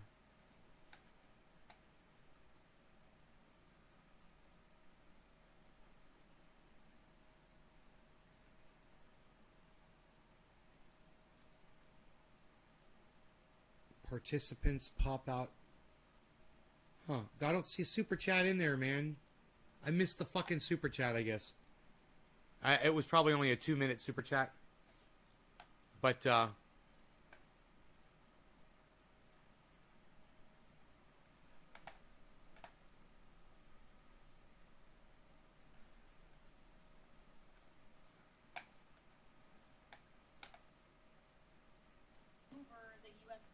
course, Oh, she's the Lebanese. enemy in Iraq for the U.S. is the PMF because She's that Lebanese. She's fucking there are certain gorgeous. PMF units that are hitting U.S. Dude, look at her positions fucking in face, Iraq, man. And they started doing it in Syria. Ugh. They're not doing this unprovoked, by the way. It was after these murders of Qasem Soleimani and Abu Mahdi al-Muhandis. Oh, and listen to her speak. They Oh. started doing this kind of Akhe! attack with the US Middle positions. Eastern. Akhe! And the reason for that is because the Iraqi parliament voted after those murders, and they voted for the U.S. to leave the country. The U.S. has 2,500 Yes. troops stationed in Iraq. They have yet to leave the country. They just stay there. It's a total provocation. They've told you they want you to leave, and you have not left. So that is why these groups hit at U.S. positions. And it's absurd. I mean, you've covered this on your show, but like the U.S. will be like, "Oh, we bombed some PMF units in self-defense." No, you're in their country. Like you're in their country. Like you're a rapist. You're the rapist, and your victim is smacking back at you. Bite your tongue, Richie. Bite it. That's what I do. They want to come here and act Get like serious, Iraq bro. and Syria are Just part bite of your their tongue. She's territory. gorgeous. Like, I know it's this is distracting. normal that they're stationed there. Like this is. I know what you're thinking, bro. Just think, Just right? bite your tongue, bro. That's what I do. That's the trick, man. If you ever get a grin and you don't want it, bite your fucking tongue till it hurts. This is absolutely incredible. I've done that before. I bit my tongue till it fucking hurts. And it's so crazy that that the U.S. media, it's not too crazy, but I guess it's infuriating that the U.S. media from left to right, for the most part, just regurgitates this notion that it's somehow natural for the U.S. to be in Iraq. It's somehow natural for the U.S. to have 2,000 or more troops stationed in Syria. At least in the case of Iraq, they have some sort of agreement with the Iraqi government to be there. With Syria, they have no agreement to be there. Like There they we have go. I'm not trying to make it about legal or not legal, because legality is all about the powerful, and that's who it serves. The international law aspect. But if you're gonna go by international law, the U.S. has no agreement with the Syrian government to be There in you their go. territory. In fact, That's what's incredible. they are Right. denying the Syrian government access to their own oil and wheat reserves in the area they're occupying of Syria. It's completely outrageous, and it's them who are acting in self-defense, not the U.S. The Yeah. U.S. is the offensive assaulter here. They're the violent one who needs to get the fuck out. If they don't want to get hit. Dude, you could super chat for 95 cents? Oh, no, that says CHF. A victim and scream and shout and be upset when somebody hits back at you. Like, that's just illogical. Yeah, it's unbelievable. You just pointed out their hypocrisy. Like, it doesn't even make sense. Like, they have this occupation account on Twitter that comes and says, like, "Oh yeah, we have a mission. We're fighting ISIS in Iraq." Yeah, but you don't have that in Syria. What are you doing in Syria? You know. And then of course they say, "Oh, we're protecting the oil, right?" And you mentioned also the electricity in Iraq. I was wondering, like, what are some of the other humanitarian or infrastructure setbacks that you've seen there? Like, how are people getting by, and how does it vary from place to place? So Iraq is a very wealthy country. Like, there's a lot of money in Iraq, and it's because it has so much oil. So for now, Iraq could have a prosperous country because it has a product that it can sell to the world. The problem with Iraq You guys. is that the government that the U.S. imposed I want in you guys Iraq, to all or the subscribe to structure, his channel. the Sign up for structure, the system notifications. the You'll US learn a lot imposed from this in Iraq guy. is a corrupt This guy's system. fucking amazing. It's like a corrupt system. So go subscribe when you're there. Don't Like just the tell him U.S. to. taught Iraqis. Don't how just to be tell him to corrupt. fucking to let me Because interview they him and without impose subscribing to them his in a channel. system that is all about like nepotism, benefiting yourself, making contract deals and backroom deals, and that's how the government is set up. So all of these, Westerners are always like, "Well, why is Iraq so corrupt?" Look, Claudia like, something must be so said deficient she'll in tell our 'em. culture. 'Cause it That's is an good. We made it. extremely We got corrupt country, through. and that's part of why their infrastructure is in such decay. It's not the only reason, but it's one of the reasons why. Despite having all this oil wealth, they still have a crappy electricity grid. That's one reason is mismanagement and corruption, but everybody forgets that this goes back to a neoliberal, capitalist, corrupt governmental system that the U.S. imposed on Iraq in its own image in many ways. The other reason is because Iraq has sustained decades of U.S. bombing. If he that sees me intentionally in destroys there, infrastructure. if he Starting sees in me in early the 90s, chat, by the way. and he In sees what you guys are 1991, saying, when the US he's targeted not going to be Iraq, happy. in the Gulf I guarantee you, he's War, gonna. they His demeanor will intentionally- and I'm not- change. they said it. 'Cause They- I'm the generals, almost you know, positive he there's knows books who I written am about now. This. The generals and commanders openly said this. So this should They be interesting. He has gone out of his way to intentionally ignore me, targeted the electricity to not give me infrastructure any. you know, to no to satisfaction, hurt Iraqis, zero. so that they would put them in so much pain that the only way anyone would come in and rebuild is if you got rid of Saddam. That was the intention of doing that. And then Iraq sustained, you know, 13 years of starvation sanctions that literally, as we know, led to the death of 500,000 children under the age of 5 from preventable diseases and malnutrition. And that might be an underestimate. And then the U.S. invaded and occupied the country in 2003 and caused a civil war, caused the presence of Al-Qaeda to be in Iraq, which ultimately led to the formation of ISIS, and on and on and on and on. So Iraq's infrastructure sucks. Its electricity infrastructure sucks. Its water infrastructure, you know, isn't great. Its agricultural infrastructure isn't great because there's been so much people displacement because of the different wars that have been imposed on Iraq. And when that happens, you know, people in rural areas flee, people in cities flee, you know, populations get moved around. So Iraq is not in good shape. But again, it's not a matter of not having wealth. Like Lebanon has no wealth, right? That's why it's in bad shape. It can't buy fuel. Iraq just has bad infrastructure. Well, Lebanon also has bad infrastructure, but Iraq has bad infrastructure because of decades of war and sanctions and this corrupt neoliberal order that's been imposed on it that just makes it impossible for anything to happen in the country without people like stealing money. You know what I mean? Yeah. Yeah, and you know, I just, you mentioned Lebanon. I just wanted to ask you, in regards to Lebanon, why is it that so many people from various countries are always involved in the Lebanese political process? You know, just the other day you retweeted the, I think his name is Andreas Kindle. He's the German ambassador to Lebanon, and he was on Twitter talking about the Lebanese parliamentary elections, right? And I think I'm Hadi gonna himself super was chat him in $100. Egypt I'm just gonna super before chat him coming $100. back to Lebanon and presenting his Yeah, government to yeah. OWN. So why are there, and you mentioned Saudi Arabia at the beginning, why are there so many different countries, and I'm not even going to start with This France. should get his attention. Why are there so many countries involved in Lebanon? I'm gonna do $99.99. Okay, well, I mean, it's always been the case with Lebanon. Lebanon was carved out. You can go back I don't to want like, it. I'm the not doing it to get his Second attention. Arrangement. Lebanon I'm was just doing it carved because out for by, after Claudia. World War One. I'm actually gonna by the probably French, say in the super right? chat. The French and the British split the Middle Nah, East. nah, and nah, they nah, did nah, the nah, rest, nah, nah, you know, nah, nah. After World War One was a fight between imperial powers. I think I'm just gonna give him $100 the control of and markets say- in the global South, essentially. Thank you. And after World War One, they sat down. They were like, "Okay, we're going to split That's these it. between I'm just gonna ourselves say because thank that's you. how colonial powers behave." And France and the UK, the British, divided the Middle East amongst themselves. Palestine went to the British. Iraq went to the British. And it's funny, Syria and Lebanon went to France. And actually, you know, you'll understand this. As a result of that splitting, I assume it's as a result of that splitting. You know the outlets? You know how different countries have like outlets Yes. for plugs? Yeah, In Lebanon, it's the European plug. yeah, And then Syria in too. Iraq, it's the British plug. Yeah, I'm actually curious. I've never been to Palestine. I'm curious if it's the British plug. That's a good question. It's the British- That is a good question. It is. It actually just occurred to me. That's one way to tell which country got like, which country I know, got right? I never thought of that. That's incredible. That's really Yeah. good. Yeah. When you're traveling Yeah. in the region, you're always switching between those two. Here we But go. anyways, Lebanon was basically carved out of Syria. Essentially, it's a tiny country. Lebanon has like 6 million people in it. Almost a said the million of second them one. or more are like refugees. It's a tiny country. And so Lebanon was carved out. It was supposed to be this like Christian state that could serve Western interests in the Middle East.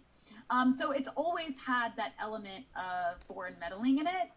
That said, Lebanon is also religiously diverse.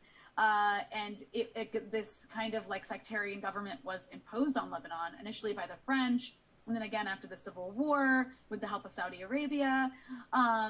And basically, it tries to give power to different sects throughout the government power sharing so that everyone has equal representation. But then what ends up happening is the different religious sects get like, I guess, become like clients or proxies of various countries. So with Lebanese Sunnis, or I shouldn't say Lebanese Sunnis, with the political party affiliated, the biggest political party for Lebanese Sunnis, which is the Future Party, that was like a Saudi party, basically.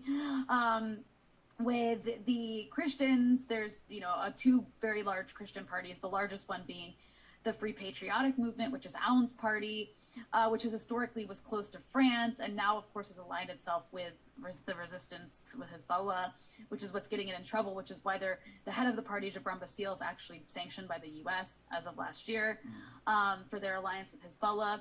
And then there's the Lebanese Forces, which is this like fascistic party that is aligned with Saudi Arabia now. I mean, I think Saudi Arabia is one of its biggest backers right now, which is kind of funny because it's a Christian party. Yeah.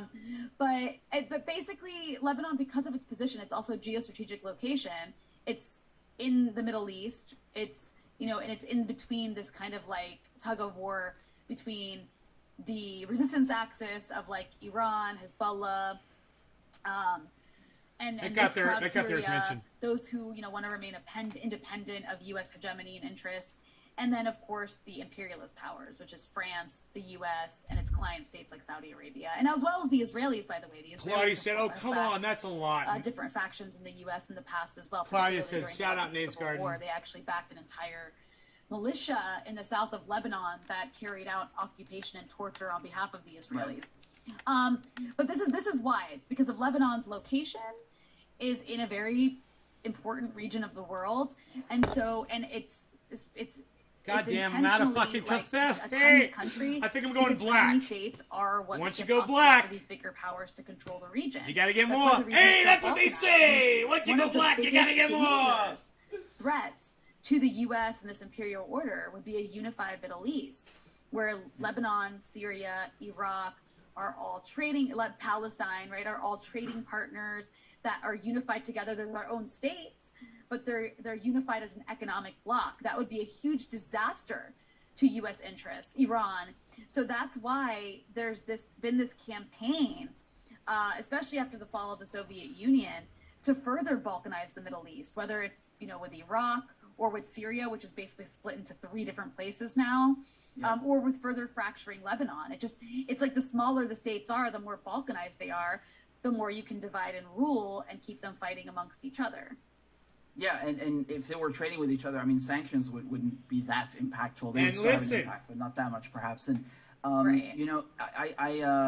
I just want. I don't even mind if he doesn't want to have anything to do with my channel because I'm drug related or because of the language or whatever. I don't mind. It's cool. I'm cool with that. I'm just happy that his admin fucking responded to me. It's idealistic, but that's a big question. Because he ignored my fucking 3 emails. Fix for Lebanon. I mean, the country's in the hole. Like, it went from being a middle income country to just like it hasn't even hit rock bottom. It's still in free fall. And there's no one coming to help. Like, Lebanon has this huge hole. But the amazing thing about Lebanon is when people say Ponzi scheme economy, it's even worse than that. And I'm not an economist, but an economist explained this to me. In Lebanon, cheers, guys. The central bank was borrowing money from commercial banks to fund the country.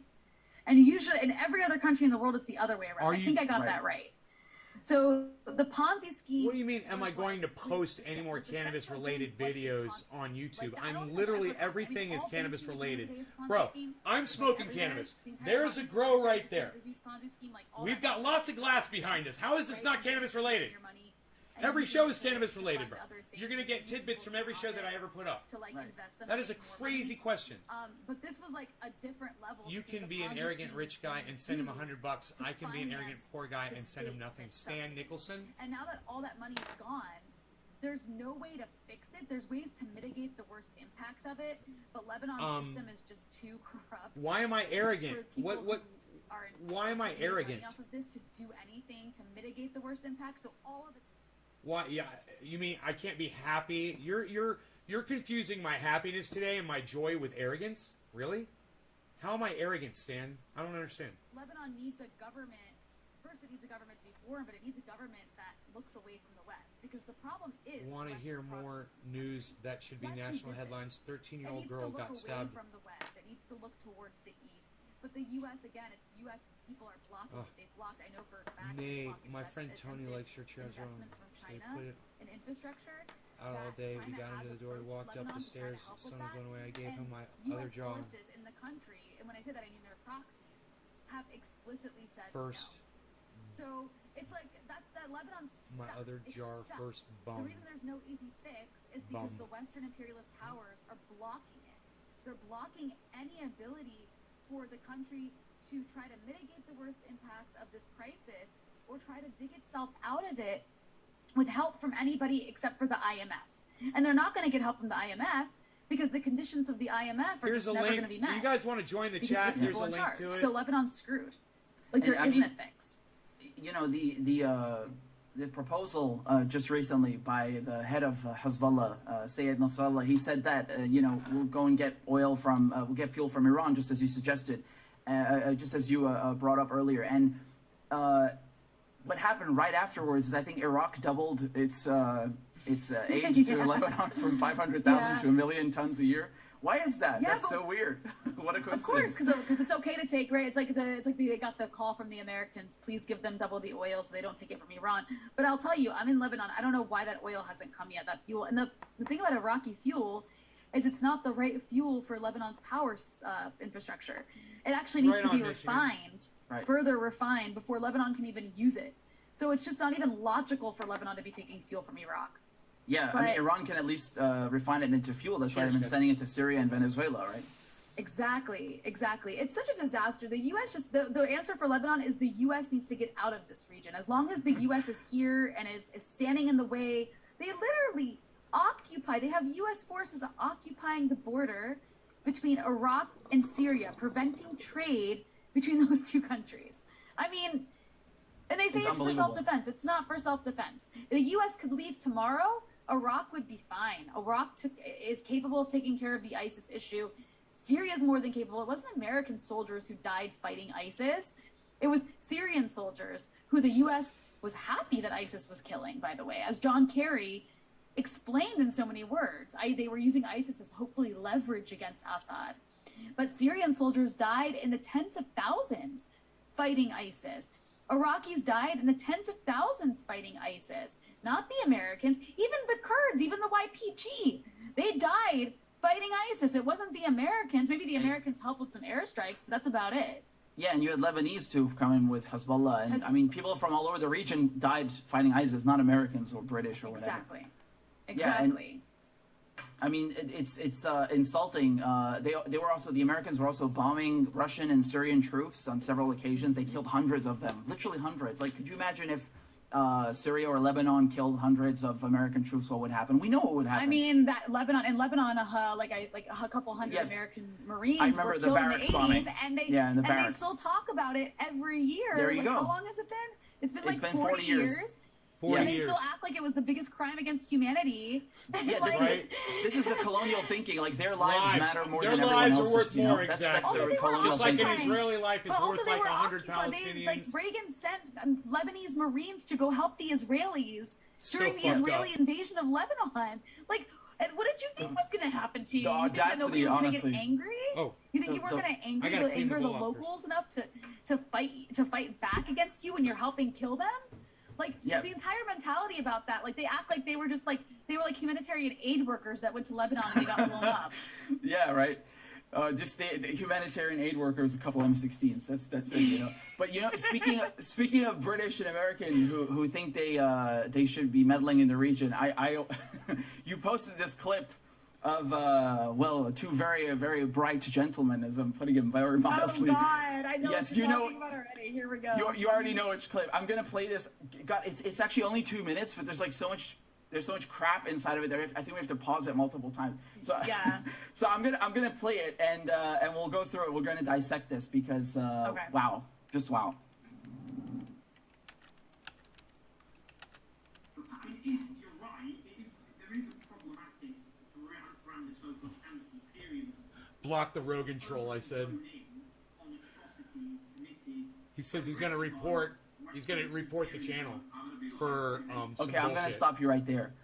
What maybe it's because Western countries are the ones occupying other countries. They're the colonizers. So like naturally, if you have French occupying Syria and Lebanon, or they're occupying North Africa, you have British in North Africa and all over Africa and in the Middle East, then obviously because they are the occupiers, you would talk about Western atrocities because the West is the one occupying these countries. I mean, what kind of stupid? What is that? What do you make of that, honestly? I make of it's like somebody who's trying to attack the people that are the loudest against imperialism. Like I can only see that as a defense of imperialism. You live in the UK, like you live in the UK in the comfort of probably like 24-hour electricity, and lots of luxury around you. And you know where that luxury comes from, by the way? You know where that infrastructure Stolen. and the wealth comes from? You stole it. Yeah. You come from you live in a country that is built off of theft and looting of other places in the world, the rape and pillaging of the rest of the world. That is the only reason that these Western countries have any wealth whatsoever, is because of literally stealing Kill this fly. people, not just Where's materials, my by the way, peppermint spray? People as actual well. humans, I need the spray, the actual magic humans, spray. and turning them into slaves. Yeah, and So this Go is the ahead. problem. Like I'm telling you, as a British citizen, I know how the British think, and they still have this kind of nostalgia about the empire. They think it was some kind of like grand humanitarian project. Like, oh, it's so racist. They don't. It's fully indoctrinated. Yes. They're fully indoctrinated Yes. with it. They don't even realize. Like, Yes. oh, we went and civilized the Yes, rest of the world. he said We went and gave them indoctrinated after I railway was roads. saying, Fuck their yeah, I railway see, roads. I was We gonna say, stole their he's shit. talking We about stole the their resources, indoctrination their over there. people, their And futures. boom, he goes What right is into that? it. And They're they're so hurting us. indoctrinated. They're attacking Western Right? imperialism. Yes. Listen to Because this you're the guy. largest Yeah. perpetrators of it. Listen to Yeah. this guy. It's also funny too because when they talk about civilizing the rest of the world, there's actually like testimony from Native Americans about the settlers who came to the U.S. and they complained that the settlers didn't shower, they didn't bathe because they thought bathing was like immodest. Yeah, some weird. I don't even know what She's it was, man. The way French more king would bathe, and it would be like a beautiful than royal Kim event. Like, Kardashian, oh my bro. god, he's In in my- shower. Like, in my eyes, That's bro. actually one of the reasons the plague. In my like, Middle Eastern spread as eyes, much as it bro, did across, she's like, way the more people beautiful than who Kim Kardashian. Because they like didn't they thought bathing was like bad This- for you. this woman My right point here, is to say, like, who's she- talking to me, civil- she you looks just like had bigger fucking weapons. Cleopatra. That's all you had advanced weapons, Dude, I'm and just- that's why I'm you were totally, able like- to dominate the world. I'm trying not to, and your you know, crazy, like, fanatical messianic ideology. what's the word? Oh, that yeah, is- right. That is why Objectify people are able to her. dominate the world. But beyond that, what he said But it's hard too not is to like, when I'm not attracted to is somebody, like- you know? you're living in the place committing atrocities. Why wouldn't that be the first thing? Thank you, denounce? Randy. Like, if your country's committing atrocities, why would you waste your time He gave me a fisted talking bump about for the whatever oil, my atrocities spelling. somebody else is committing who's under your boot? What, Dominic? Like- What? I don't understand that mentality. Who are you talking about, I don't Dominic? either. Let me play the rest of it. I'm gonna let him finish because again, it's very hard when you hear so much crap. But I'll try my your best. friend? Triggering. Your friend? Triggering. There is a problematic brand of so-called anti-imperialism, which will only zone Oh, it's Vaush. It's fucking Vaush. I just realized that. He's an idiot. imperialism. Why you waste your time? Oh, God. You're right, but there's a nuance, isn't there? Kind of, oh, there is nuance. I'm just completely black belt on the legions of online anti-imperialist leftists because I found almost all of them are Assad defenders. Oh, really? No respect. What a hack and a fraud. I said, stop giving Vaush airtime, please. What a hack and a fraud. Correct, by anti-imperialist, what they actually mean is that they're anti-American, and not in the cool way, by the way. The cool way, not in the cool way. Yes, you're damn There's a right. We're cool way. anti-American. What the fuck? Oh my god. I'm- Because Okay, first of all, what is this Assadist nonsense? Like, as if, you can't be anti-imperialist in Venezuela, right? You have to be a supporter of Assad. You can't be anti-imperialist in Cuba or Lebanon. No, these are all Assad supporters, right? I mean, this guy calls anyone who opposes the U.S. war on Syria. Because we allow him to Assad. spout That's his moronic, definition. non-informed, that's what he's delusional calling. So in crap. that case, if that's your definition That of guy, an Assad man, supporter, I didn't even have to watch or an Assad Vaush. defender, I heard his name. somebody who's like, Vaush. I don't want America. I was like, oh, who's to this fund, fucking a bunch of douchebag? He death calls himself squads Vaush? and bomb Syria. He's got a one-word name? Like, I guess, yeah, he's Oh, right. God, And okay. imperialist What, is he like, qualifies an Assad nay? supporter because they would be opposed Cheers, to that. everybody. But that's what he's saying when he says that. Yeah. No, but you don't understand, Rania. He's so black-pilled. He's on another plane of existence and We intelligence. can't even cannot think comprehend. he's just so smart. Who is this guy? Okay, I have no clue. didn't- I think there's really something to be said about white people from the UK and the United States talking about Arab countries they don't understand. It's like, it's almost as if they're like walking in the footsteps of the people committing the imperialism, right? It's like, you know, we're going to go and meddle in countries we have no fucking business being in. Well done. Good job. They are, like, I just don't understand. I didn't hear about this guy, the one who was just talking, until like 2 weeks ago. I didn't me too. I didn't know who he was. And I looked at his YouTube page, I'm like, this guy has like hundreds of thousands of YouTube subscribers, and everyone's calling him like the voice of the left. And I'm just like, what even qualifies him to be talking about any of these places? Like, what are your credentials? Michigan, alcohol is classified as a drug. And the most arrogant like voice and attitude that he has, where he's like, oh well, you know, I just think that Syria and Assad defenders and anti-imperialists, and like, go fuck yourself. No, but I this just is can't incredible. even Go deal with fuck yourself, It's she incredible. said! Oh my god! You know, GFY, people who never set fucking foot in the Middle lover. East, pretending to understand the Middle East better. And I love how they reduce anyone who's fighting, you know, against ISIS, against what is going on? the United States Dude, occupation. that is all the British code. occupation. That's some fucking idiot goddamn like they have hack no over there clue at Windows about the Microsoft. political, racial, ethnic diversity in the Middle East, never mind in Syria. They have literally no clue. I mean, this just shows that they have no clue what they're talking about. Oh, yeah. And, you know, it's just incredible that people think these are foreign policy experts. Like, you know, if it's something to do with, I don't know, because, you know, they call themselves a leftist, I guess, at least the guy here does, you know. That's one thing, but you want to come and pretend to understand Syria. Dude, there are Syrians who don't even understand Syria. What the fuck makes you qualified? Yeah, You know? because what qualifies him is that he was born in America, and by sheer characteristic of his white American or Britishness, he is automatically qualified to pontificate on literally any place in the world, particularly the third world, which can benefit from his extreme wisdom. That's like the attitude of these people. Okay, let's continue. I'm anti-American in the way that Don't give him airtime. the nation has failed its people. There are ways we could use our wealth and power. Don't give Vouch airtime, man. Poorly, we use them to hurt people. I'm anti-American because I want America to be better. They are anti-American because they've just found other countries to defend. Mostly it's What? That's the dumbest thing I've ever heard. another set of geopolitical power interests. I said cancel this fool, please. I don't support cancel culture, but I mean, people need to So speak out basically, against he can't make his mind up. against Like someone who's he just just an said that idiot people like this who, guy. who are anti-imperialists are Assadists, and now they're also Russian. Like, what? Yeah. I'm really confused. Well, he's saying that people are anti-imperialist because they want Team Russia to win. Like, we see it as like a sport, Oh yeah, totally. which is funny because it's actually like how imperialists see it. They see it as a sport where they want to win everything. There you And go. it's like, no, I'm opposed to American imperialism because it's destroying the world. It's literally destroying the climate. Like yeah.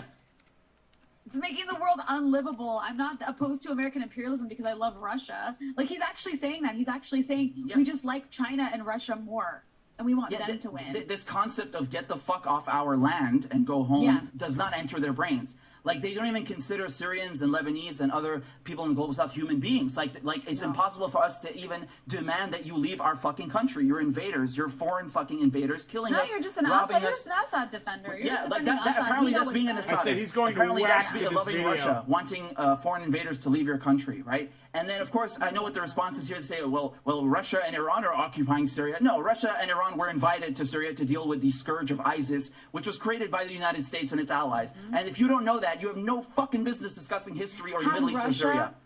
Had Russia not gone That's into why Syria, I don't know a lot about foreign affairs, and that's you why could I be don't get talking in about ISIS depth. taking over. That's why I don't have much of an opinion on foreign affairs. It's because it's not my level of expertise.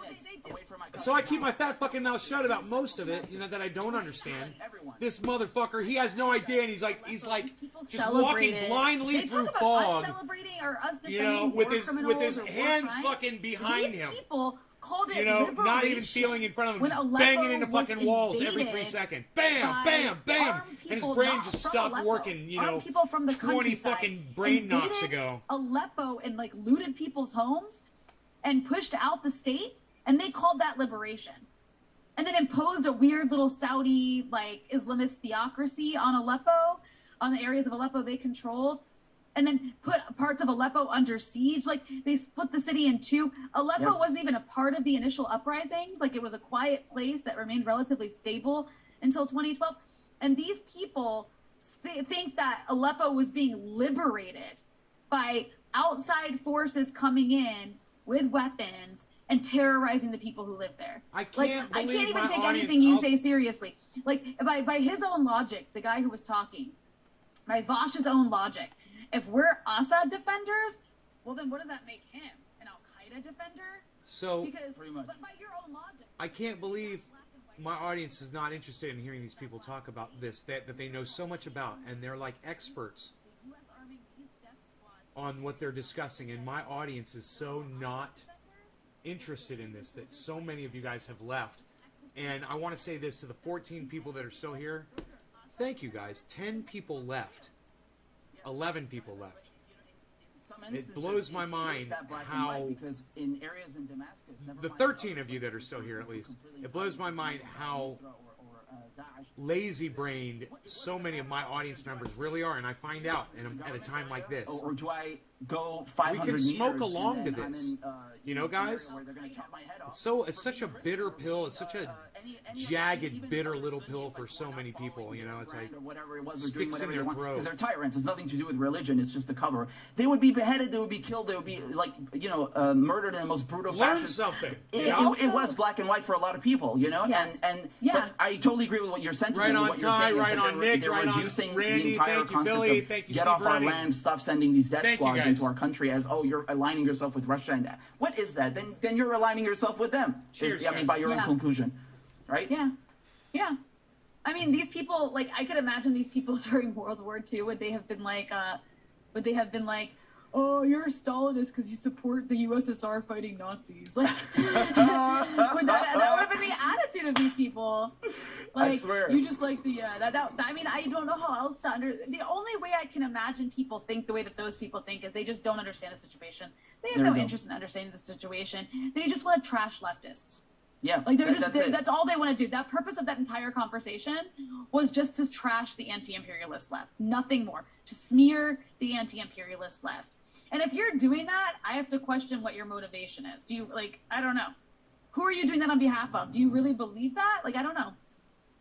All right, let's just play the rest of it and leftist critique of America. It's just you fall in line with a different, and in this case, probably further to the right, set of geopolitical interests, which is deeply, deeply disappointing. Anti-imperialism is simple in concept but complicated in action.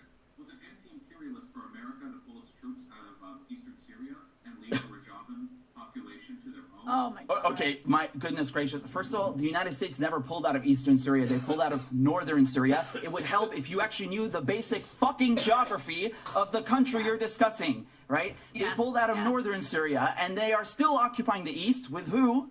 The Rojavans that you claim to understand so much about. The Kurds. He's talking about the Kurds. The Kurds and the Americans are still working together. And by the way, the next thing that he says, God, it's so infuriating. You have to pause it like every second to dissect the bullshit.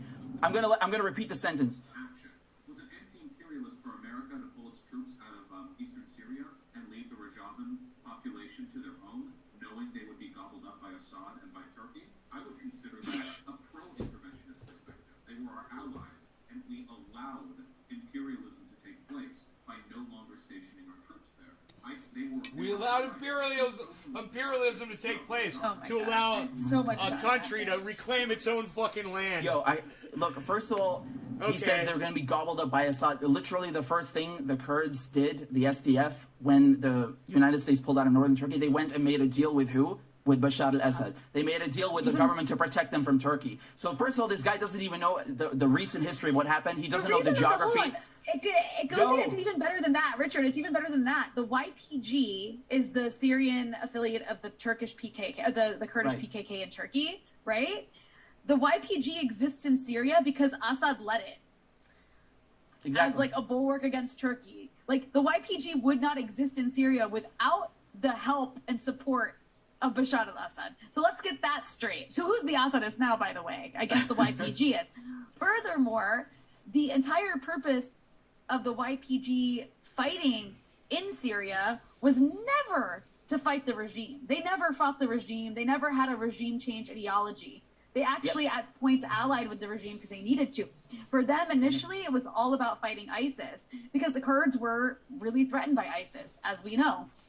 That was like one of the groups that ISIS like targeted, like that, and Shias even more, but Kurds as well, where they would actually kidnap Kurdish children and like indoctrinate them into becoming ISIS.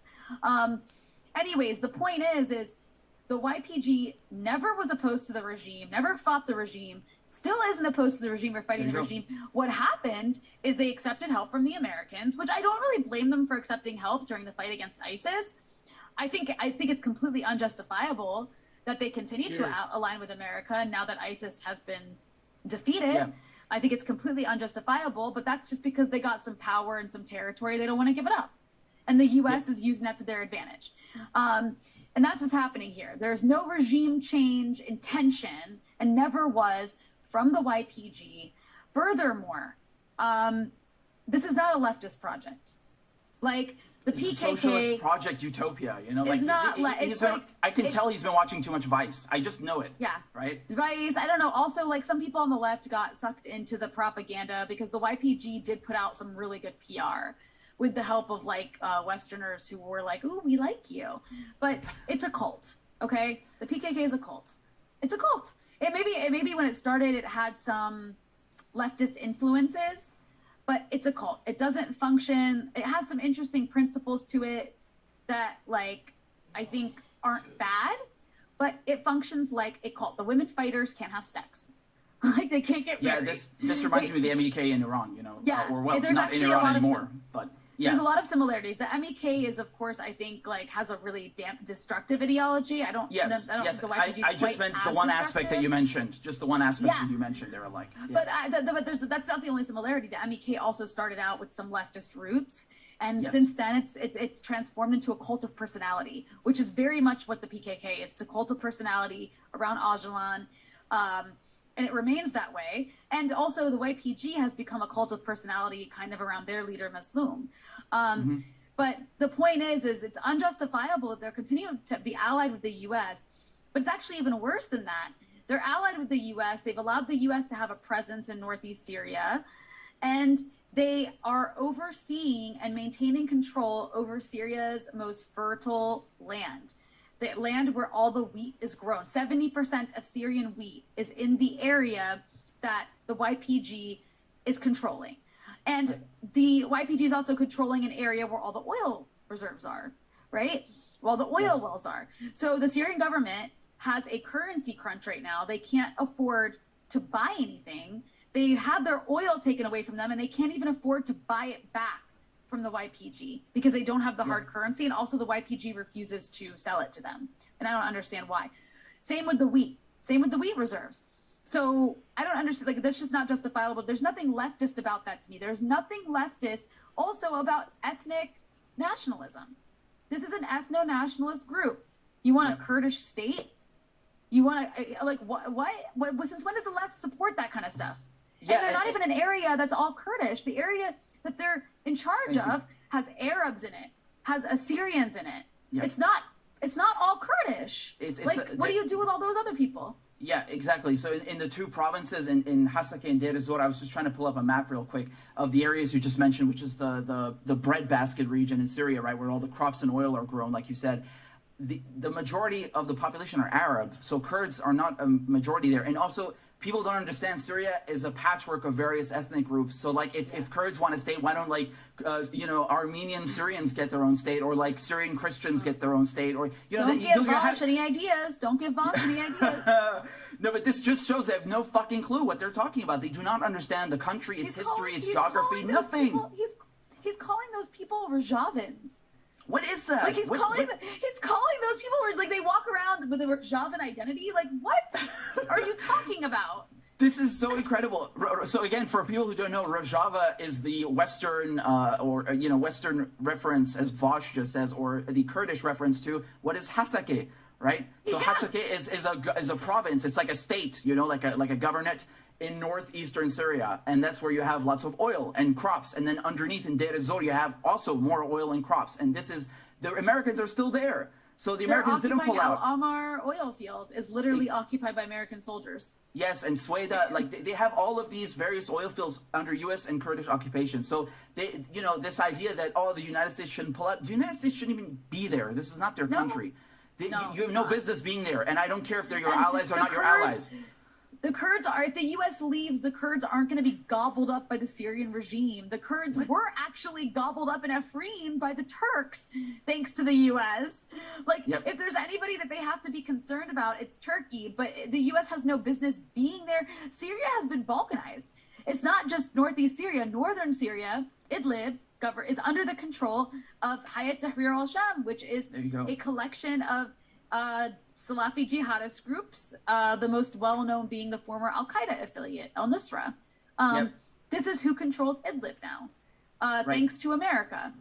Syria and- is no longer Syria like it was. So this is all over here. I don't know how well people can see that, but basically this entire area here, Hasake and Deir ez-Zor, this is all under Kurdish and American control. And Idlib, that Rania is just referring to now, Idlib is over here, and this is under Turkish control and Hayat Tahrir al-Sham. And I actually didn't know this because the head of HTS, so Jolani, is not Syrian. He's actually born in Saudi Arabia. I didn't know that. No, he is. He's Syrian. He's actually, his family is. Yeah, I don't have a problem using butane. I use it all day. I've got a whole thing of fucking hemp wick in there, beeline, so I got all that shit. I don't use it. It's a fucking fad, bro. It's for people like you who get sold on. Anyway. No, he's definitely Syrian. You don't know how to use a lighter, bro? It's funny, Let me show you the he, proper way to use a lighter, okay? You don't need fucking hemp wick. He went to Iraq to fight with the jihad in Iraq. Yes, with initially, Al-Qaeda, which yeah. happened. He grew up in a secular household. He grew up in an Arab nationalist household, Really? which is funny to me. Yeah, I know people who grew up in the same neighborhood as him. He grew up in Damascus. His family's initially from the Golan, but it was. Do you know what neighborhood it is there- in Damascus? He's from, I think, in Mezze, like Oh, in like the okay. nice neighborhood. Yes. Yeah. Wow, he grew up in Mezze. That's he- fucking hilarious, yeah, honestly. Yeah. I know people who went to school with him, and he was like, like a lot of people. Michigan out of doors. Once again, you're doing it again, bro. You're talking about something that you don't know anything about. You have no idea what the fuck you're talking about right now. You know? If you don't think there's soot coming off of hemp rope, you're wrong. There is. You've been marketed.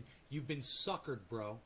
You've been lied to. I would And say you that fell for a fucking gimmick. kind of his story is Michigan. a story of. Quit trying to fuck. I hate when you fucking double down on shit. It's like, Because this kind Quit of, doubling like, down, Salafi bro. jihadi, it's not better on the lungs. Are you a fucking scientist? Are you a chemist? Did you do the studies? Propaganda that radicalized so many youths across Haven't the used a region steamroller comes in a from where? minute. It comes from Saudi Arabia, and the U.S. wars in the region radicalized people even more. Like if you read the transcript of his interview, of Jolani's interview on the PBS This Frontline. is how you use Yes. a lighter, bro. Yeah, I It's so covered the contradictory. Lighter?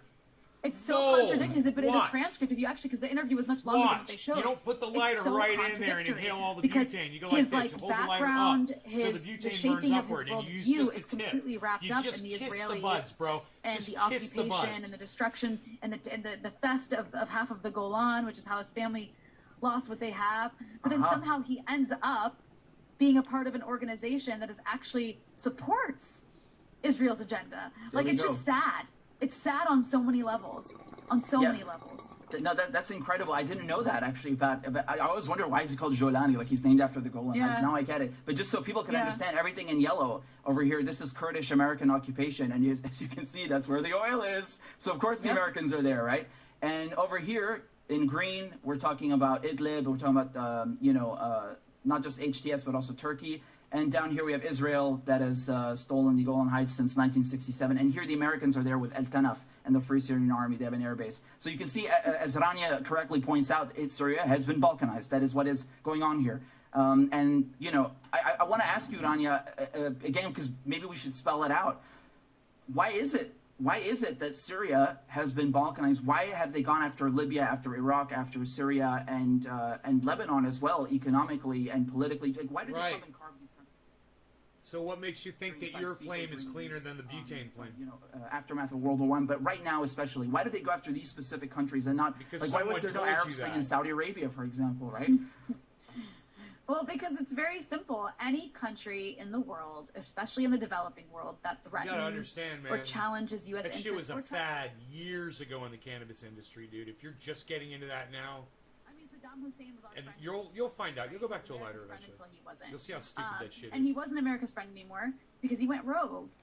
Saddam Hussein was a monster. like you're I think trendy, in fact, man. it's funny. Like Fucking it's like been if sold you, on a he makes fucking trendy little Assad fad. look like a gentleman. Yeah. Assad, is it compared to Saddam Hussein? It's Saddam Hussein, not even close. It's yeah, not even not close. even close. But you actually will hear people sometimes tell you like they hate Assad, he's a tyrant, but Saddam Hussein was a great Sunni leader, and you're like, whoa, dude, that's just some sectarian bullshit. You just don't like him because he's not Sunni. But anyway, but no, Saddam Hussein was a good friend of the Americans when he was doing their bidding against communists, against socialists, when he was doing their bidding.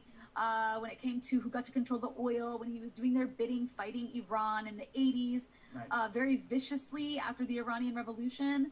That was like an American client state. And then he turned, he tried to nationalize the oil.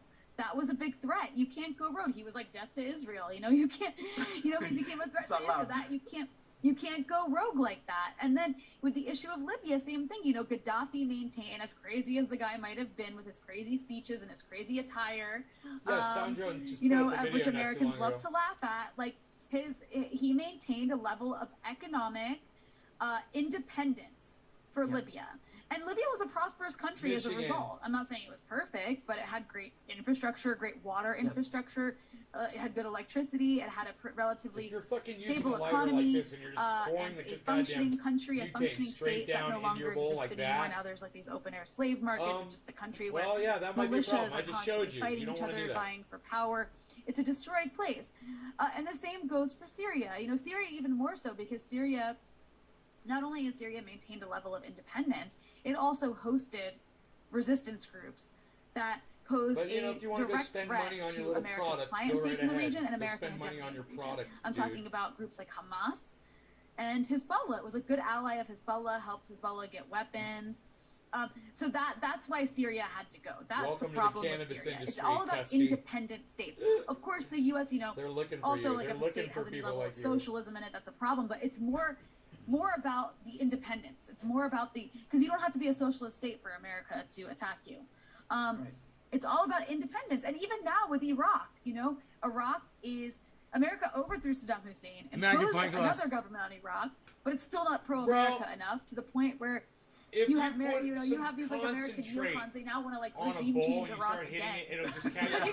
You know They what told I us to mean? leave. Your lighter barely touches it. It's constant, yeah. and It's like then no. you're just Maybe smoking it's good. And now we gotta like that's the thing flame with that's Maliki, coming right? from They the were like, oh, he's concentrate like that's a on big fire bad. in the With bowl. Saddam Hussein, he was a big evil Sunni who was like a Nazi towards Shias. I mean, you can And act then like with a- Maliki, it was a- like he's a big evil Shia who's a a Nazi towards connoisseur Sunni. all you want. You can like, act like anybody you're, that doesn't play ball um, the way that America wants. you're smoking. has to go. That's You know, all. It's that you're simple. not. And that You're not. means You're the not better than destruction- other people. destruction And these complete products shattering don't of make you entire any countries fucking and better. societies. Trust me, Yeah, you're yeah, being it's marketed really, to, bro. It's You're being really they just go suckered. and highlight the worst problems that exist in the country or the worst political traits of a certain leader, and they amplify them to a point where they make it seem like it's Germany, Nazi Germany in the 1930s or something. Yeah, Everything is the Holocaust. yeah, and they really make it seem like it's the worst situation on earth. They're doing that with Cuba right now, right? And again, it's just it's all just manufactured consent for regime change, so no one starts asking questions where these billions of dollars are going, why there are body bags coming home, why people are being maimed on television, these sorts of things. And it's really, I mean, what you said about independence, that's really the crux of the issue, truly. Right. And with that said, Rania, where can people find more of your work? Where can they follow you? Where can they She'll talk all day, partake man. in your He's brilliant cutting her off. analysis? Because this is Oh, something thank that's you. sorely missed. Well, I appreciate that, and the feeling is mutual. People can follow my work. Thank you. I recommend It says you started immediately, if you streaming don't 25 already, go minutes ago, follow something. Breakthrough News on We YouTube. came in You 25 can see minutes all when it of our started, I guess. programming there, which includes my program, Rania Kalik Dispatches, which you can also listen to as a podcast if you just search for Rania Kalik Dispatches on Spotify, Apple Podcasts, anywhere you get podcasts. Of course, follow me on Twitter at Rania Kalik. There we go. I'm And pulling yeah, up your there's Twitter my- right now on the screen. so There's people my can see Twitter. it. There's my Twitter. Yeah, follow me. And also, I try to follow her. update my website with all my work, so you can follow RaniaKalik.com too. is a place where you can see my stuff. All right, perfect. Rania, I can't stress enough how much of a pleasure it is talking to someone who actually is from the region and understands it, as opposed to like a bunch of random white dudes in their bedrooms. So thank you so much for your time and your brilliant work, and I'm so grateful to have you on. And you know, we'll have to do this again soon. Thank you so much. Thank you so much, Richard. I really appreciate it. All right, take care. Bye-bye. So, that was great. Recording stopped. That was great. That was really good. And thanks to everyone who tuned in. Thanks to everyone who's commented and liked. I'll be reading everything afterwards. And we also got a couple of donations. That's very kind of you as well. Thanks for supporting the show. And this will be up shortly so you can watch it on replay. And that's it. That's it. Go follow Rania on Twitter. Right? I put that up on the screen. Her handle is at Rania Khalek. Right? So RANIA. KHALEK. Go follow her. She does great work, and she's really on point. Everything was great. So thanks for tuning in. I'll see you guys later. Bye bye. Thank you guys. That was awesome. Thank you for helping with that. He definitely is going to get the message now. I mean, it's going to be hard with all those super chats. It's going to be hard not to with Claudia.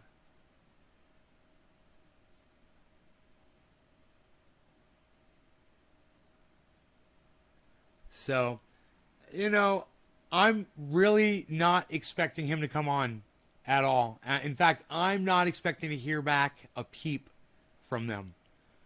But I appreciate the content. I really do, man. They're good. He's fucking great, man.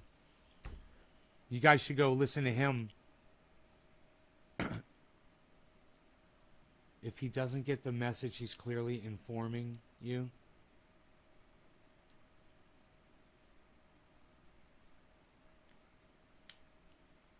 I know, he's clearly ignoring me, right? Right? Yeah, he's clearly ignoring me. No, I know he is, and that's okay. He doesn't want to be affiliated in any way, and that's fine. I'm you know, he's just like Matt Dillahunty, I bet, on cannabis. He's not comfortable with it and doesn't want to be affiliated with somebody who's affiliated with cannabis. So, you know, some people are, you know, passionate about what they believe in and they stand up for it. That's what I do for cannabis. That's what he does for his home people, you know. That's what he does. He's passionate about that. And that's where he focuses a lot of his energy. I try to spread that around a little bit, but at the same time, I do what I can.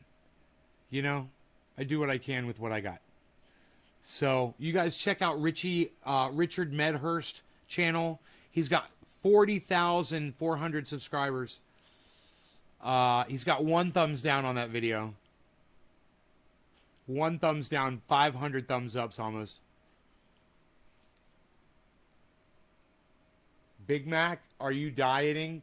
Bob, I've gone on the way I should be eating. I'm not eating any more sugar, except for when I cheated last night. I had a lot of sugar.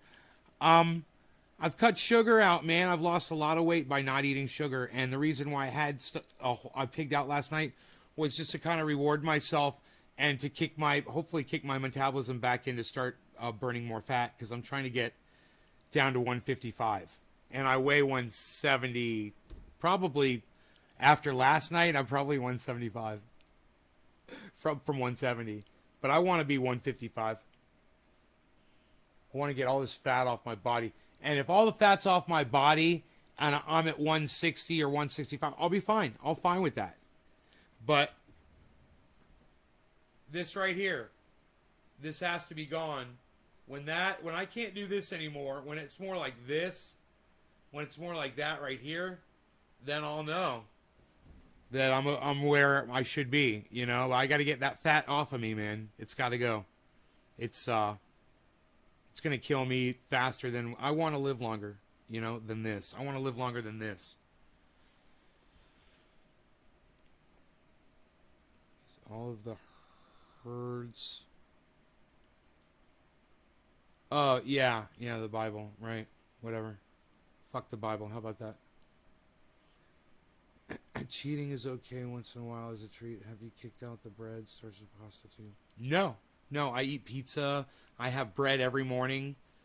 I like it, you know. I'm not doing keto. I just don't eat at night unless I'm cheating. I don't eat at night, and I stopped eating sugar for the most part. The amount of sugar I was eating. I've cut down, let's say, 95% of my sugar intake. I still have a little bit. Yeah, that's what Billy, that's what surgery's for, bro.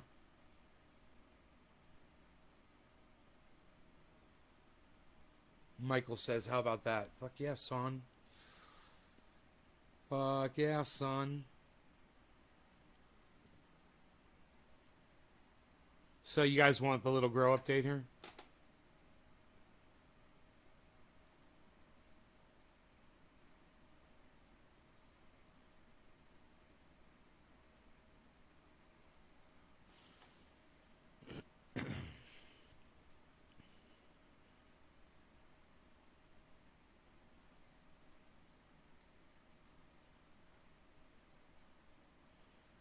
There you go.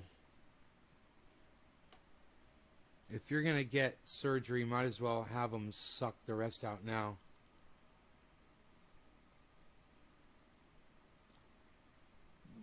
You think have lipo, bro?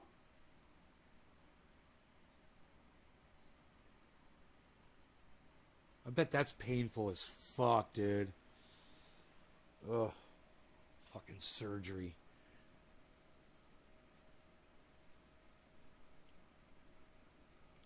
I think I can do it on my own without lipo. But I don't know. Let's just see what kind of a reaction my body has to what I did last night.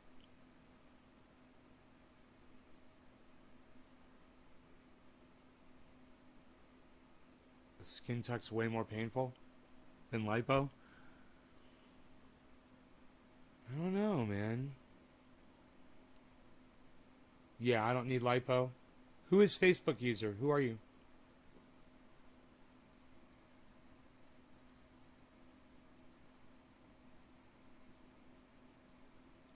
Are they going to hit flower soon? They go into flower, God, I forgot the date.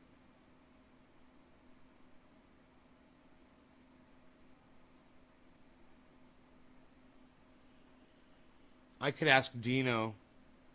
I don't have my phone, but usually when I want to know when my plants are going to go into flower, I text to Dino, and he'll tell me the date that they're going to go into flower. Because he knows what's going on with the solstices and whatnots. And she said it was too painful and not worth it. Right? I used to watch the old videos back with Dino. This is how you got me hooked. Oh, really? Yeah, Dino's great. Oh, is outpatient. A skin tuck requires a couple days stay. Skin tuck. Couple days, yeah. Just enough to show they're female. Video of Roscoe sneaking in a box of donuts while you're working. Right, Ty? Yeah, Roscoe the donut thief. I spelled donut wrong. D-O-N-U-T in that video title. I wonder if you just typed the word donut thief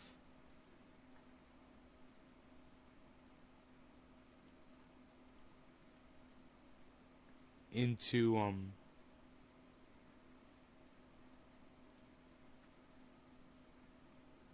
YouTube, if that would come up. If you misspelled donut thief, let me try it. D-O-N-U-T-T-H-I-E-F.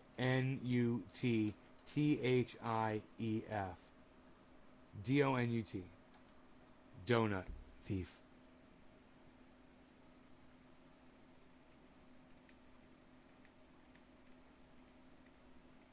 God, a lot of people say D-O-N-U-T.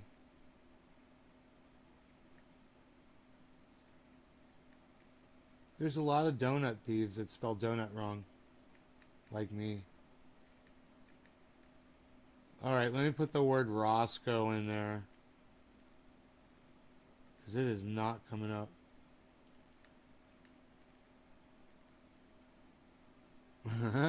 This lady's got sugar all over her face. It says donut thief.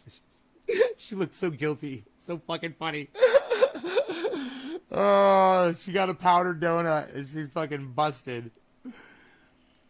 I love it. That's cute.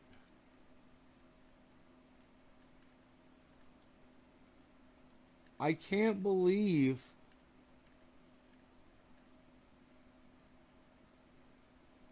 we were all watching that live and couldn't warn you.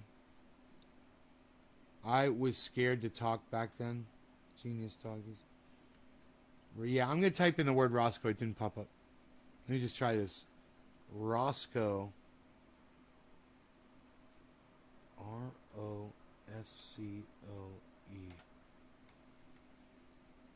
Search. We'll see how hidden it is. Roscoe, professional donut thief. Got it. Very first video.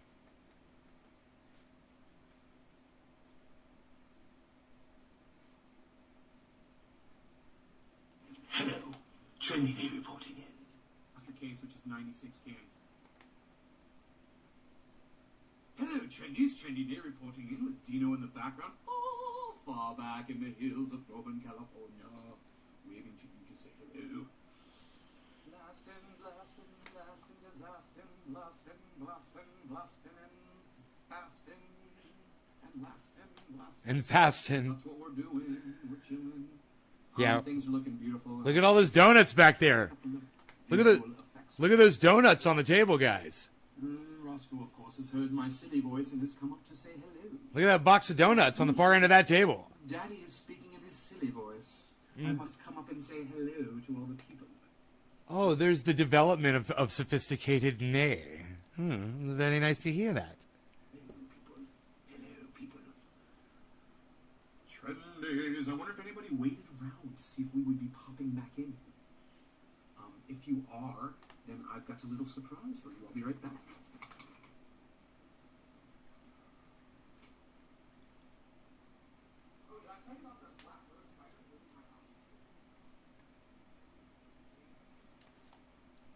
This is a 27-minute long video. I can speed it up. Playback speed. Here we go. We're in fast motion now.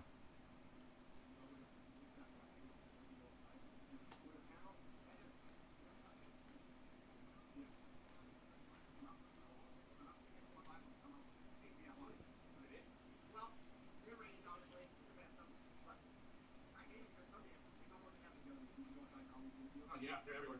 Damn, I didn't realize they were so prevalent in the residential areas. I thought it was just because I lived out here in the woods. Rampant. Woohoo! Look at that. What were them boys doing? Them boys were blasting, blasting, blasting, disasting, blasting and fasting. How many tubes have you run? You were scraping resin back in those days? Okay, I cleaned out about 4.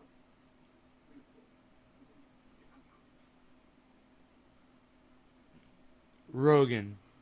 Okay, we went fast forward. Oh my god. Now we've got the basis. This is good. I do with the Oh, setup. that sucks.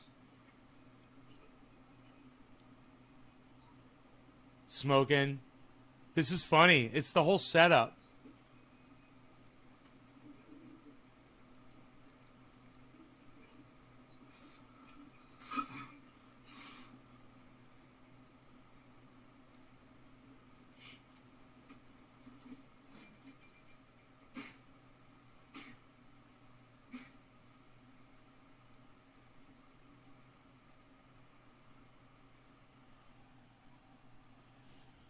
Up, up, up, up, up, up, up. Who's that? What's he doing? What's he doing? What you got? What you doing, buddy? Look at you. Oh, boom. Got it. 1 down, 12 to go. 11 to go.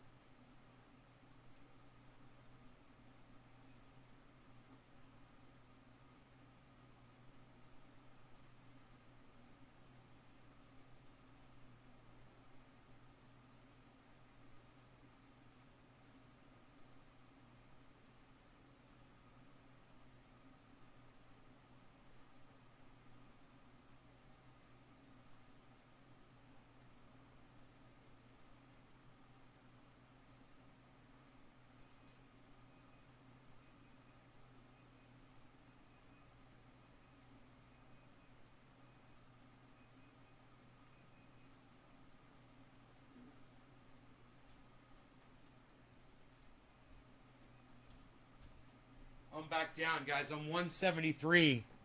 I'm 173 with all my clothes on except my choosing. My chisming.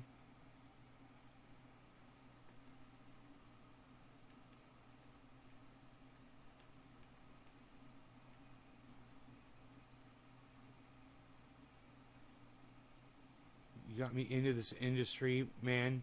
Thank you. You're welcome, buddy. If you're talking to me.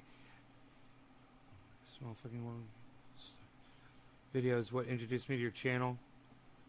Trying to get my bowl out, and then I find a life-changing person named Nay, and now here we are. Michigan Outdoors, thank you. I already communicate with you, brother. Here he goes again. He's going in for the kill. He's going in for the kill, people. There he goes. Flip. Here, watch the move. That's his move. Karate. Bam. It's fucking martial arts, bro. He's got it perfected. He is a professional donut thief. It's called Roscoe Professional Donut Thief. I'm so glad I have these videos. Back in the day when you left it on all day, I was one of the trendies I was watching but kept my mouth shut. Oh, right on, Ty. My dog wouldn't be so gentle. He would knock the whole thing over and go ham on. This was a very smart dog. Now I'm legal and I turn people onto you. Aw, thanks, buddy. DC Fishing 3. Thank you, buddy. He ate all 12. Yeah, he ate almost. Watch what happens when I discover the box. I think he. Look at him go, man. Oh, your cup with a hole? Why didn't you tell me? What's up, buddy? I know who you are. Right on, Ty. You got to remind me that next time I forget who you are. Ty is cup with a hole. Bro, I know who the fuck you are. Went from scrapping up change for brick. Yeah. Cannabis, Michigan. Cannabis. To smoking for fun. And you were here for the whole process. Michigan, you can do it, bro. You can call it cannabis. Trust me. You've been indoctrinated. You love me, man. I'm sorry. That's funny. You guys are so fucking funny and hilarious. Where's Rogie? I mean, Roscoe. Rogie. Where's Roscoe at, bro? He's on the prowl. Look, it's just showing. I guess I put this in here to show me walking around. Oh, yeah. Because it's showing him walk around. Taco Bell dinner and an old roommate dog ate 12 chicken thighs in the tinfoil they were on. Dude, I once had a dog. Roscoe once ate a whole tuna melt, man. I was so pissed. I chased him around the house.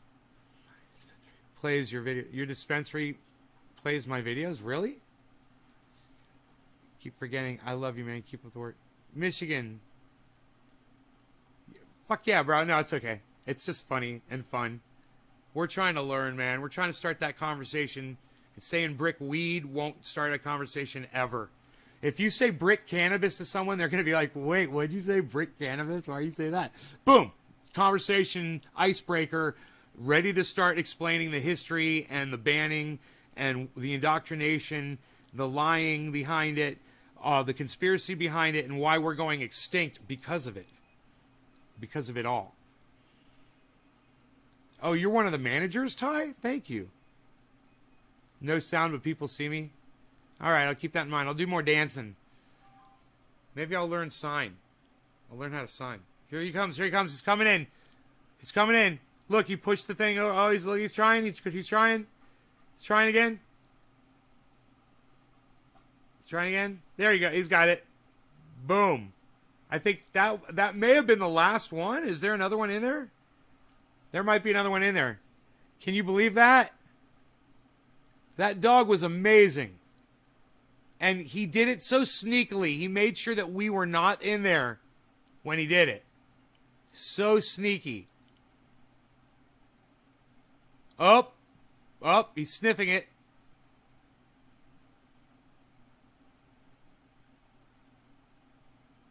Roscoe P. Coltrane. You get him, Bobs. I can't say the name.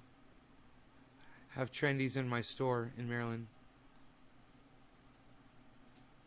Discussion. You really are spreading the word. Michigan, right on, buddy. Right on, Ty. You guys, big love fest going on in the trendy chat. Hell yeah, I love it, guys. Thank you. Love it. All right, how much left on this video? 16. So about 8-9 minutes left probably at the speed we're watching.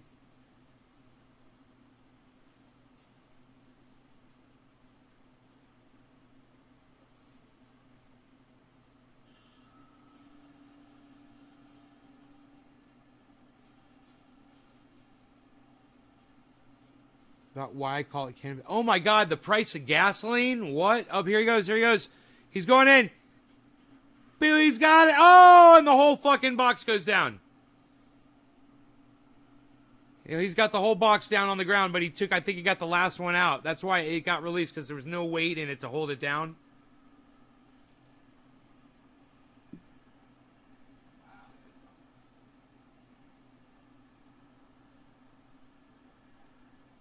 He's polishing off that last one. I love commentating. This is how it goes. So, coming to you live from the living room of Trendy Nay, formerly known as Trendy as Dabbers, now called Nay's Garden.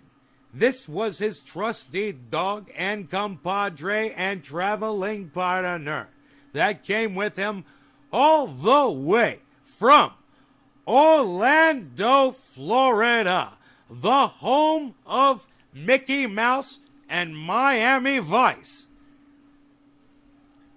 This dog, wow, there's the cat, there's the cat, there's the cat.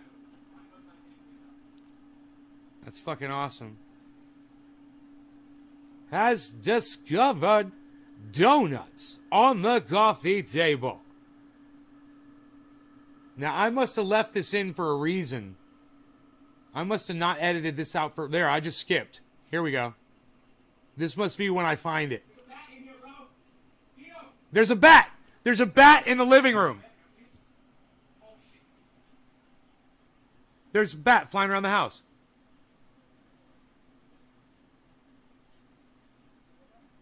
So I left that in the video because this is the short version from the live stream. So I left that part in because that was fucking cool that there was a bat flying around inside my house. And I think it was the cat brought it in.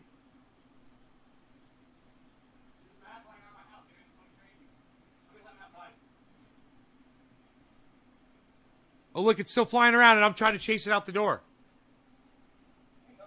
There, it lands on the floor. I'm talking to the bat.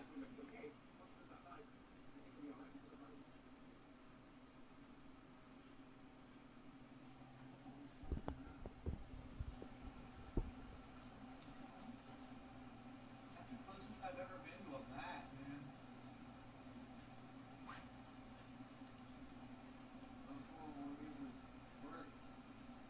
What's that? Ah.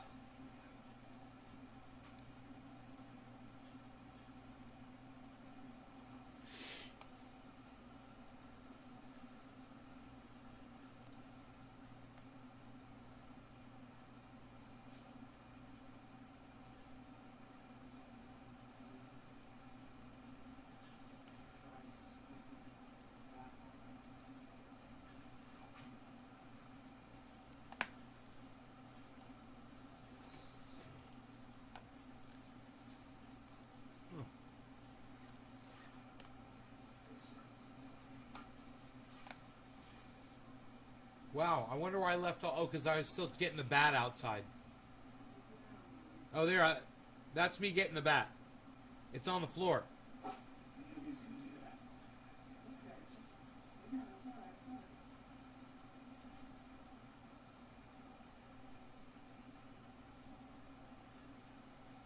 I caught that bat and I let him go outside.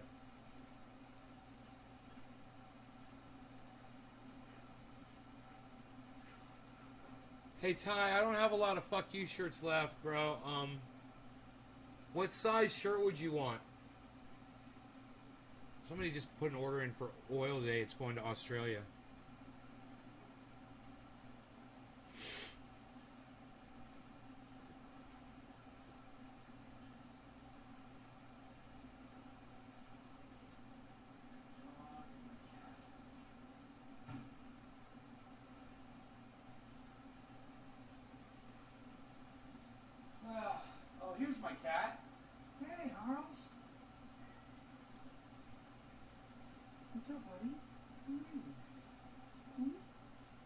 Here we You know go. there was a bat in the house, Hans? Look how small Harley was. He's a tiny little kitty cat. Oh no, dude. I'm pointing at the dog. Dude, this is the best part of the video. When the fuck did that happen?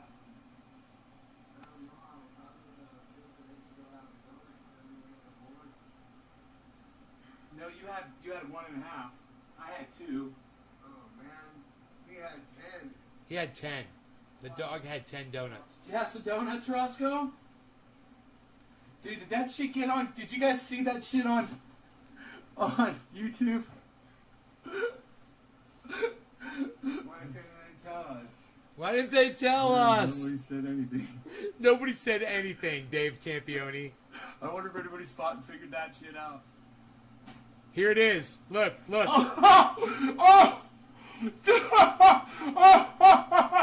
Dude, he took him one goddamn donut at a time. That was the last donut. Right in front of us, man. Holy shit. He sat there on the floor and ate it right there. Oh, he sat right here and hid on the floor. He hid behind the couch. Dude, I wonder how many donuts he took like that. Because I saw the box move. He literally...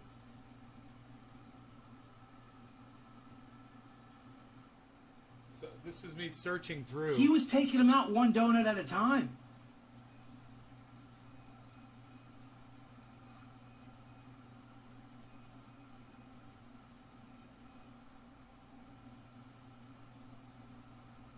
Look at this at 228. What the fuck's going on at 228, Roscoe? What's that all about, buddy? Huh? He deserved every 220. goddamn donut. Yes, he did.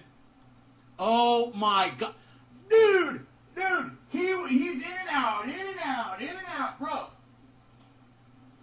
We're gonna have to bet every time he does it. I'm talking about making this video.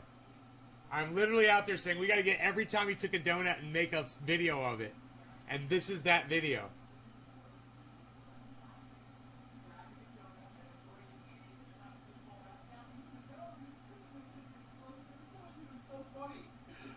Holy shit. Roscoe, I hope you're not going to get sick, buddy. That Nope. was a lot of donuts. He did not get sick. The little donut thief. Yeah, We got to take chocolate. down the times every time he steals a donut.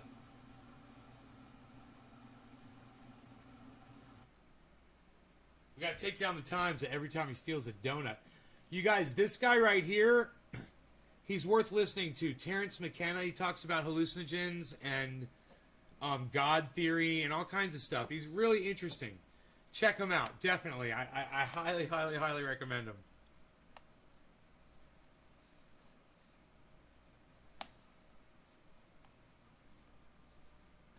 In this video.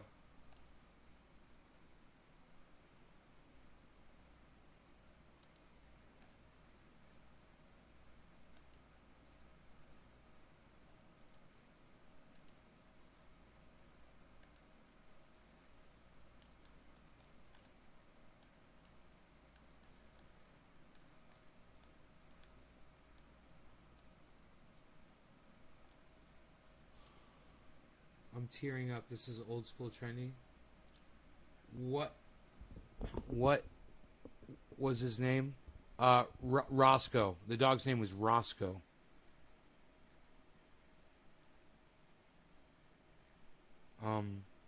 Rescue dog.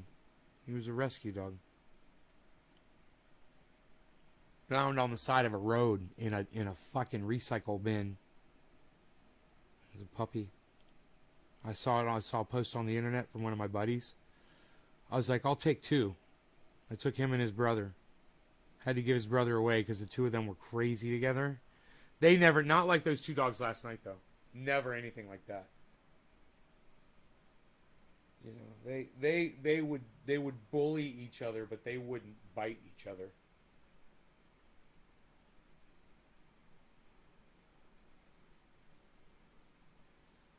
Yeah.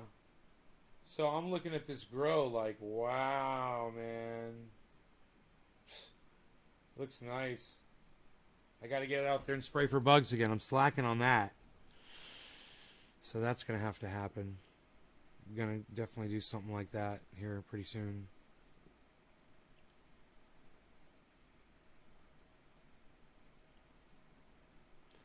So, you guys know what's up?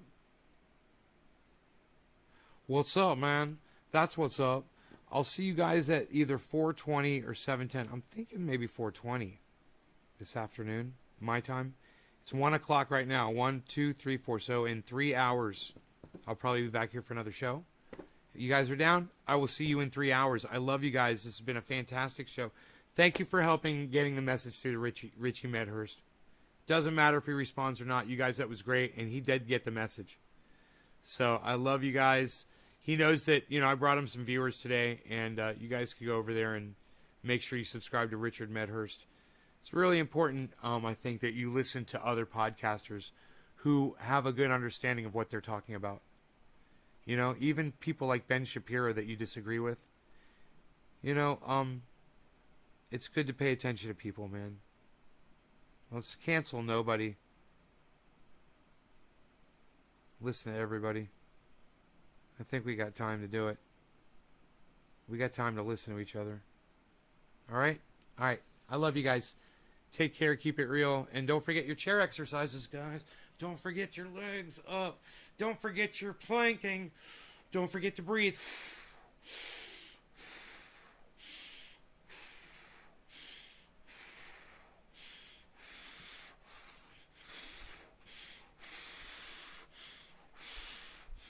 Don't forget to breathe. Don't forget your planking. Don't forget to work those abs, guys.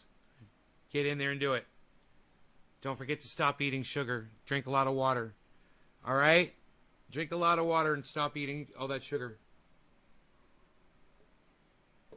All right.